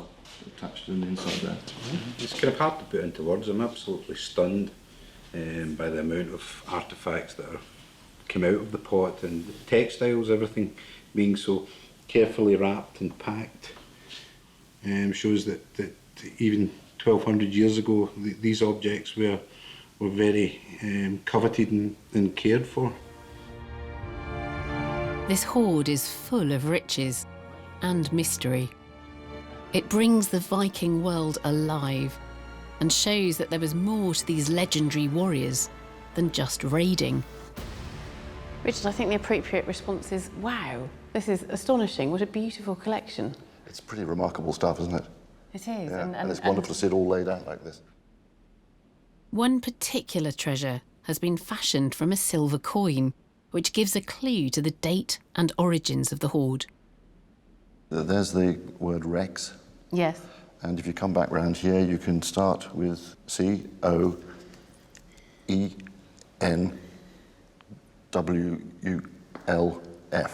Cohenwulf. Cohenwulf. Rex. Cohenwulf was the Viking king of Mercia in the Midlands. He ruled from 796 to 821 AD, leading experts to believe that this is when the hoard dates from, a period when Viking raids on Britain were intensifying. So do you think this is Viking plunder that's been gathered together and buried in the ground? You can't help but start to speculate that this is some form of Viking raiding booty. Why would someone who was a devout Christian bury things like that wonderful cross? This cross is well, yes, I mean, gorgeous. this is exceptional. And a beautiful, wonderful, simple form of the Celtic cross with what we think of the four apostles, Matthew, Mark, Luke and John. Isn't that wonderful? Can you see the sort of the saint's head with the, Yes, and then the the halo. hand there? Yes, yes, yes. I mean, that's straight out of Booker Kell's manuscript, isn't it? It is, it's wonderful. And the cross is straight out of the wonderful St John's cross on Iona, for example. It's quite something. This cross is typical of the treasures plundered by Vikings from Christian monasteries across Britain and Europe. But further clues in the hoard show that the Vikings weren't only interested in raiding, they were motivated by commerce as well. This is beautiful, this pot. At the top are this series of 8 glass beads of various shapes and forms, some of them held in clasps with metal or silver fixings. But there seems to be a variety of objects Yes, and of yes, different yeah, styles yeah, coming from yeah. different places, coming from France, Anglo-Saxon styles and Viking styles. So what's this object in here then, Richard? We think that what you see between the gold braid is a glass vessel of some description, sitting within a very fine leather pouch with this extraordinary sumptuous silk, a Samite silk from the Far East or the Middle East. It's something very precious and very special, wrapped in something which was very, very exotic. Eastern treasures like this remind us that there was more to the Vikings than simple raiding. By the 11th century, the Vikings' vast trading network stretched across Europe, beyond Constantinople, all the way to Baghdad. They were a trading superpower. which engaged with cultures right across the known world. But the Vikings weren't the first foreign power to colonise Britain. The Romans began their conquest centuries earlier, in 43 AD. The story of Rome's 400-year rule is well known. But what happened here after the Roman Empire fell is still a mystery. The end of Roman rule in Britain saw us plunged into the Dark Ages, several obscure centuries for which there is little written record. And actually finding archaeological evidence from this period of time is relatively rare. But a team of archaeologists is hoping to strike it lucky with a new dig at an abandoned Roman military fort near Lancaster. This is the famous Roman fort of Ribchester, where a team is digging for evidence to explain what happened in Britain after the Roman Empire fell, and to reveal if we really did slip into centuries of chaos, often thought of as the Dark Ages. They start by excavating the Roman road running through the fort and get their first intriguing clue.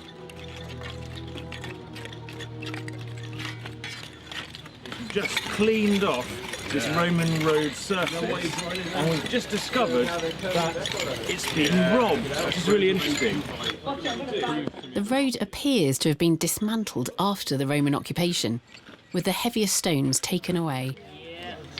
It's a really nice insight into the operations of the fort pretty much after the Romans have left, because they're destroying the infrastructure of it to build buildings and taking that material away somewhere else. So what were these Dark Age Britons building with this stone, and where? The team thinks they found the first clues at the other end of the fort.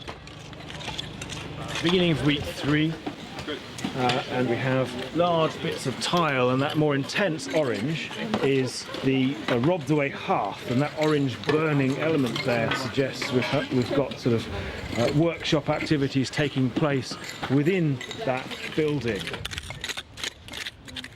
The burnt orange earth suggests that this was the site of a fire, built after the Roman administration had collapsed.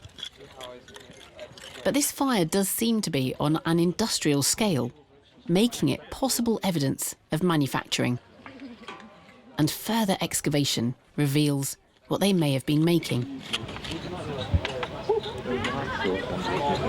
That's fantastic. That's a fantastic piece of evidence. Really nice thing there. That is really good evidence that the manufacturing here involved glass. There's a little bit of a runoff of glass, probably from recycling old vessels and stuff like that. It's a really key find. Find of the week. Thank you very much. We sometimes think of Dark Age Britain as extremely backward.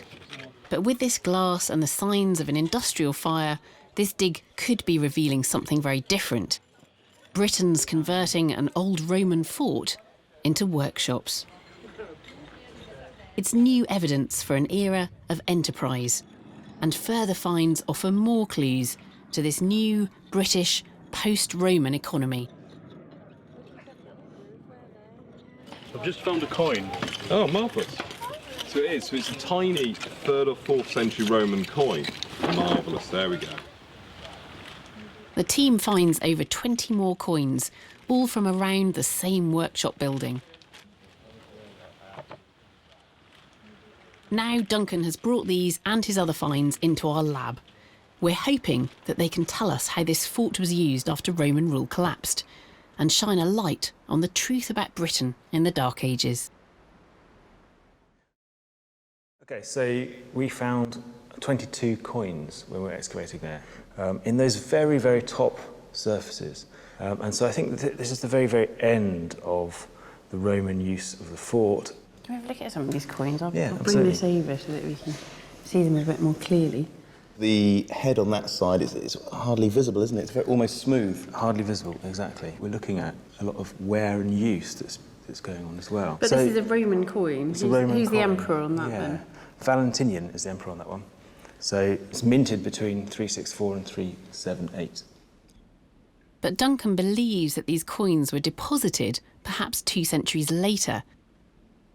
They're very heavily worn, suggesting that they may have been used long after Roman rule in Britain ended in 410.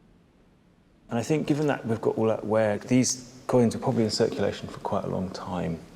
Certainly after you see the collapse of sort of Roman administration, really, coins and pottery are no longer created in the same volumes or at all as they were previously. But the people who live in these forts and in these sort of Roman landscape places almost certainly remain there. So they continue to use quite a lot of this material culture. And certainly I think that, you know, we shouldn't be seeing this as an absolute cut-off point. We shouldn't be saying, you know, 410 AD, the Romans left. What is happening is part of a continuous decline or transformation is probably a better way of thinking about it, into something completely different. Without military rule, post-Roman society in Britain would undoubtedly have been more dangerous. But this new evidence suggests that it may have been more sophisticated than we thought. So the person who dropped this coin here, for example, what was he doing in the fort? What we're seeing there is a whole series of different manufacturing activities. So we've got the glass that you can see there, we've got the weights, we've got coins for trade and exchange. We think we've got tanning pits, and we think we've got evidence of iron making as well. But wouldn't you have expected those things to be present in a Roman fort as well? Not necessarily, no. By the time you get into the 4th century, it becomes quite a dangerous place to be. If you're moving large numbers of goods and valuable things across the north of Britain, you're probably going to be attacked. There's probably lots of brigands around, that sort of stuff. So I suspect as we start to see the breakdown of that administration, of the safety networks that exist, then you see that manufacturing to support the fort and starting to take place within it itself. These finds show that we're wrong to think of the Dark Ages as a period of utter chaos and decline in Britain. Archaeology suggests that this was in fact a new age of resourcefulness, when Britons began their own trades and industries and built a new society.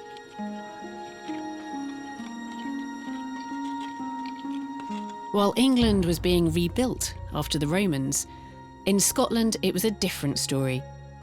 Here, the earliest line of Scottish kings was reaching the height of their power. But today, the full story of these northern rulers remains shrouded in mystery. The Picts were the ancient people of Scotland, depicted by history as fearsome, painted warriors, feared even by the Romans. While southern Britain fell to the armies from Rome, here in the north, the Picts were largely unconquered. They continued to rule across Scotland and into northern England, right up until the 10th century. But their story is little known. Hard evidence of the Picts and their kingdom has been hard to find. Now, though, a team of archaeologists thinks they might just have pinpointed the seat of Pictish power. Here's their dig diary. Some of the very few clues the Picts left behind are giant symbol stones. The most famous is the 6-foot-tall, terrifying-looking Rhynie Man. These stones seem to be linked with Pictish royalty. Archaeologist Gordon Noble has spent his entire career searching for evidence of the Picts, and he's now digging at a site in the east of Scotland where some of their mysterious symbol stones have been found. He's hoping to unearth the seat of forgotten Pictish kings. Right, here we are at Carr. This is the site where, in the 19th century, 6 Pictish symbol stones were found on top of the sea stack here. Only a few people have visited the site in the 20th century and didn't really note much on top. But already yesterday was our first ascent, which was quite precarious and slightly scary. We found remains on top. It's a promising find, but to fully investigate it, they'll have to make the dangerous climb all over again. The stack is 60 feet tall, surrounded by jagged rocks, and the chilly North Atlantic. A strong defensive position for a Pictish warrior tribe, but not the easiest commute for a team of archaeologists. However, if they have found a Pictish fort, it will all have been worth it. Right, so we're on top of the sea stack now, where the symbol stones were found. We're at the lower portion of what we think is the fortified site. Following the trail of the symbol stones pays off immediately. The very first trial trench reveals an area of flat stones, possibly a hearth. So it looks like evidence of actual occupation activities actually on top of the promontory here. So that's quite exciting. We've got lots of charcoal with fragments of animal bone. So hopefully this will give a good evidence of how people were using the promontory in the past. It's a promising start. And another trench provides evidence that this site may in fact have been a dwelling or even a fortress. Okay, so we're in test pit 5 at the moment. So we've just opened this up and we've found a series of post holes. We've got one that's the fill's been excavated out, and then we've uncovered another 4 over here in a row. You can see them over here, and there's another possible one, half a one, sitting over in the corner out here. So this might be part of a building, we don't quite know yet, but we're taking samples from that one, so we'll wait and see what we've got for the rest. A line of post holes suggests a wooden wall. And by day 4, the team has uncovered hard evidence of a substantial fortification. So we've got some quite exciting results here. We've got remains of big slots here. These were for timber beams, and this one here projects all the way from the edge of the cliff up to this feature here, which is a giant, very large post hole here. So it looks like we've got both upright timber elements and horizontal timber elements, creating this big wall enclosing the sea stack here. So that's quite exciting and great detail really on the construction methods for this rampart here. The team have found compelling evidence that this was once a fortified site. But to be sure that it belonged to the Picts, they'll have to radiocarbon date their finds. That rock stack looked really difficult to access. Presumably it would have been connected to the mainland by a more significant causeway, perhaps. Well, we think so. We think it was probably a promontory in the Pictish period, which makes a lot of sense. You wouldn't want to build a fort on top of the stack today, certainly. The dating came back with some staggering results. This sea fort does date to the time of the Picts, but incredibly, it's 200 years older than anyone expected. Well, it's quite interesting. The dates for most Pictish forts fall into the 5th and 6th centuries AD, when they really seem to reach their height of construction and use. But this example here, we just got the radiocarbon dates back, and it's actually 3rd and 4th centuries AD, which is really interesting, so it's the earliest example that we have so far. What's more, they think that this fort was just one of a string of coastal defences built by the Picts to defend their territory. And we know that these defending enclosures were deeply implicated in kingship. So we perhaps have the first glimmers, really, of that process where we get the emergence of these early kingdoms in northern Britain. So if this is the emergence of early Pictish kingdoms, what's that growing out of? Smaller scale societies in the Iron Age, certainly, or certainly a shift towards more lineage-based models where we're getting certain individuals styling themselves as kings and really underlining their power by building these forts. So they're growing into bigger political units, effectively? Really, this period is the birth or the first evidence for these essentially what become the early medieval states of Northern Europe emerging. So it's a really, really important time period. The discovery of Britain's earliest Pictish fort is huge, but it is not the seat of royal power Gordon was hoping for. So he's starting a new dig at Rhynie itself, whose place name comes from the Celtic word for king. This was where Rhynie Man once stood, and the site is still marked by other mysterious symbol stones. These symbol stones date to the 5th and 6th centuries AD, and we have this contemporary complex of monuments and enclosures round about the standing stone here. The standing stone here, the crossstone, which hopefully you can see that there's a salmon here and a Pictish beast as well. Big long legs here and the snout here and this little mane on the top here. The symbol stone marks the entrance to a huge circular enclosure. His hunch now is that the scale of this site shows it was far more significant than the fort at Dunecair. So we're trying to uncover a bit more of this settlement this year. And so we've dug this very large trench, about 40 metres by 35 metres, to uncover more elements of the enclosure complex. This new trench reveals the circular enclosure was defined by a deep outer ditch and a defensive timber wall or palisade.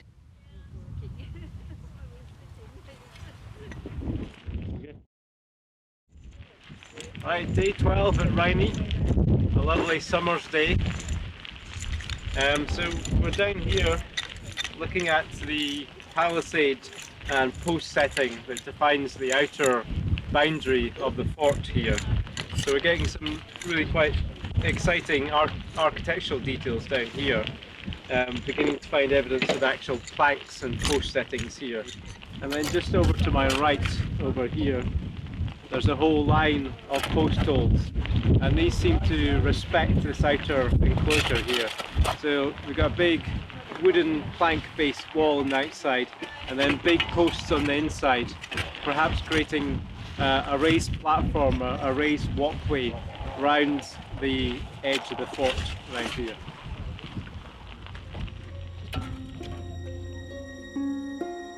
Gordon's team has found evidence of a huge fort. It would have been 60 metres in diameter, and its defensive wall was complex. The team has found the remains of a second wall outside the first. It begins to look like Gordon's hunch has paid off. His team may have discovered a royal stronghold worthy of the first kings of Scotland. The reason this big wooden wall is important is because we know that in this period Pictish kings are closely tied to these fortified sites, and that seems to be one of the underpinnings of their rulership. And we've had very few excavations of this scale to actually reveal this important architectural detail, and really the scale of the outer enclosure is really quite staggering at this relatively early phase in the 5th and 6th centuries AD. The Pictish kings are Britain's most mysterious rulers. And now Gordon's team has pushed back the date of the rise of their power and discovered what may have been one of their primary strongholds. But incredibly, that's not all. Gordon has also discovered evidence here to show how the Pictish kings lived, and he's brought it back to our lab. So who actually lived at a palace like this? I mean, a king, what kind of area would he have covered? Was it his family there? Would there have been an army there? Well, first of all, I'm not sure I'd call it a palace. I'd call it a kind of royal complex, really. Okay. It's clearly, perhaps, at certain times of the year, people lived there. We have buildings inside. But at the same time, we don't have any evidence for actual, grinding of grain or some of the more everyday tasks. I think this is more likely a place where kings are coming at certain times of the year and entertaining his followers. Some of the finds reveal that this entertaining was done in a lavish style, using imported luxuries. So these things don't look like much. They look like, bits of toffee or something. But this is incredibly rare pottery in Britain and Ireland in this time period. So where's it actually from? We don't know exactly, but somewhere in the eastern Mediterranean. And these would have been big storage at Amphora of the 6th century AD or late 5th century. They're probably for storing wine or some other exotic foodstuff. Do you think by the time they got to Scotland they still had wine in there? I hope so. I can't imagine why else they would come so far. So these are the northernmost examples found in Britain and Ireland so far. And they're coming really far inland. So the Pictish kings of Rhynie getting a bit of a taste for the luxuries of the Mediterranean. That's right, yes. It's amazing to think, really, that Pictish high-status people were sitting in Rhynie drinking Mediterranean wine in the 6th century. It's quite a fantastic image, really, isn't it? There was more going on at Rhynie than just fine dining. The team also found signs of a ritual offering of cattle bones and teeth buried in a pit right underneath the spot where Gordon believes Rhynie man himself once stood. It's another clue to the ritual significance of the fort. It's not the most defensible location. Most forts in this time period are on promontories or on hills. So this is a more lowland location. And what we think we've got here is that it's using the language of defence, but actually there's perhaps more going on here. So the Rhynie man, for example, carries this axe, and it's thought to be a sacrificial axe for poleaxing cattle. So we think there's probably cult dimensions to the site, as well as being perhaps a residence at certain times of the year.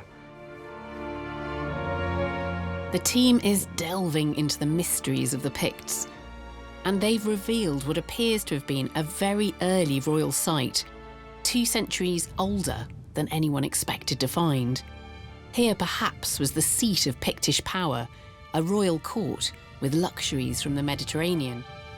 For Gordon, it's a satisfying conclusion to his year-long search for the Picts.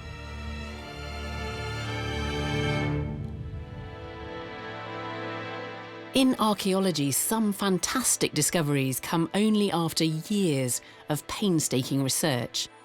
Others are made by chance and often against the clock. Before any major construction project gets underway, the developers must first call in the archaeologists to survey the site and to save any archaeology it might contain. Commercial digs like this often turn up surprising and exciting finds, as our next dig diary shows, when archaeologists uncovered evidence of one of the most intriguing Iron Age cultures in Britain. November 2014, in a small Yorkshire village, and a team is beginning a dig to rescue the archaeology from a site where a housing estate is planned. Time is tight. The excavation needs to be completed so construction can get underway. But within days, it's clear there's more to this site than anyone had predicted. When the archaeologists begin to unearth an array of 2,000-year-old burial mounds, known as barrows. Right, it's John's. Very exciting 3 barrows now. John, would you mind coming to describe your burial, please? We've got a crouch burial lying on its left side, facing east, with the head to the north. So you've still got quite a lot to do yeah, here. well, that's six burials in this one barrow alone.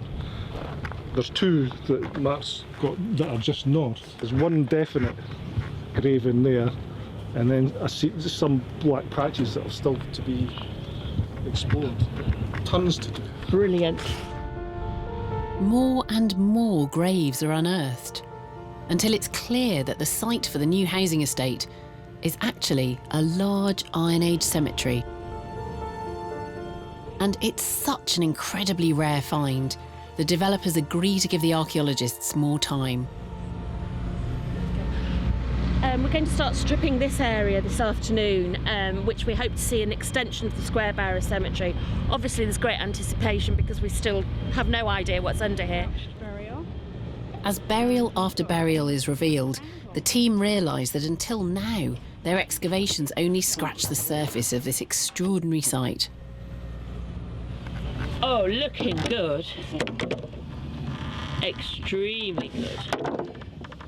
For months, the team works against the clock, until by day 149, they have revealed a staggering 38 square barrows.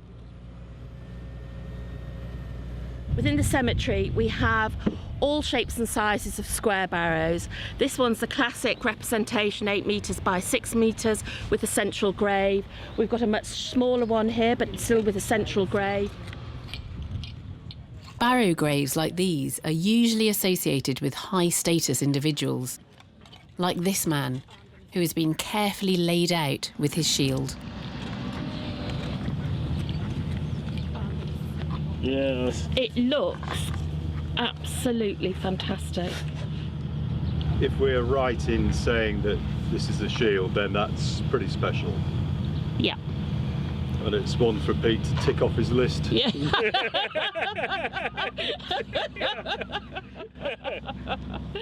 We came here 8 months ago anticipating a couple of square barrows, but in fact we've actually got an Iron Age square barrow cemetery. We've excavated over 60 barrows and 101 skeletons to date. This vast cemetery was a chance find, made because of a housing development. But who were the mysterious Iron Age tribe buried here? Only now can the analysis begin, with the skeleton of a 25-year-old man, buried with an array of weapons. He dates to the Iron Age. He's obviously significant within his community. It's highly likely that he was a warrior, that he was afforded more ritual than the other burials that we're seeing. He's a significant member of his community. And is this the only sword you've got on site? Yes. Then? Yeah, this is the only example. We've got other objects that have been found within the barrows, but that's the only sword that we've got.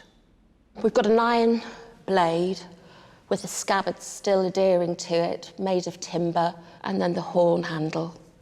And these little bits of bronze as well? Yes. Here and here? Yeah. So quite decorative at the top. It would have been really decorative, yes. The fine craftsmanship hints at a sword that once belonged to someone of high status.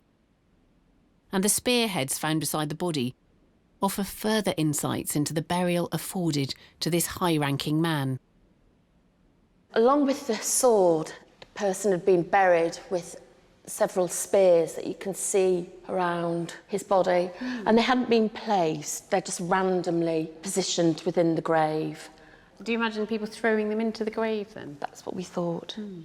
As part of his ritual, that they stood at the top of the grave and that they were placing these spears within the grave. This cemetery is in Yorkshire, but the style of the burials, the contents of the graves, and the design of this sword are distinctly continental. It's a mysterious phenomenon known as Arras culture and unique in Britain to East Yorkshire. York Museum holds an extraordinary collection of Arras treasures, showing cultural connections with France. And they reveal that these Iron Age people venerated not just their warrior men, but more remarkably, their women. These beads are utterly astonishing, aren't they? They're beautiful. They're one of my favourite objects in these cemeteries. And the wonderful thing about this necklace, which was found in a fairly elderly woman's barrow, we think, is that it's composed of lots of different types of beads. These are eye beads, and cross-culturally we know that's quite a powerful symbol to ward off evil. But these beads come from a different necklace. These are wave beads, again from another necklace. These eye beads have been made in a completely different way to these ones. So this perhaps suggests that they weren't all made at the same time specifically to make this necklace then? No, I think they've come from a range of different necklaces, and perhaps as a woman, as you enter your more senior years of life, you inherit these beads through mothers and grandmothers, perhaps as you come through things like the major rites of passage like childbirth and survive it, which not all women did. And this is something that you wear as a senior female figure in that community that speaks of those connections with your maternal forebears.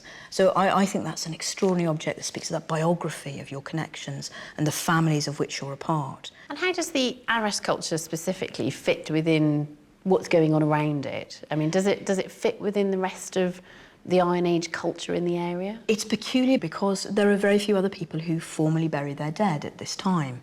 So the phenomenon of the square barrow cemeteries is really quite unique. It has connections with the continent. That's where you might expect to see that kind of barrow. And so it's possible that that idea is being brought over by somebody important or powerful. So for all intents and purposes, our locals are at least first or second generation incomers.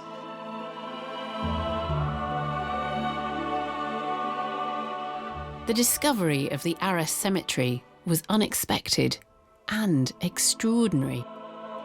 It offers us tantalising evidence of our links to the continent in the Iron Age and to a possible mysterious tribe of ancient immigrants who came from Europe to settle in the heart of Yorkshire 2,000 years ago.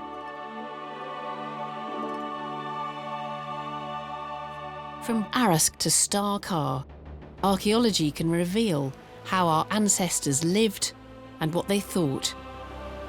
While from Scottish kings who built a new kingdom to Dark Age Britons who built a new way of life, it can illuminate worlds we never thought we could know, to reveal the ancient people with new ideas who laid the foundations for our modern Britain.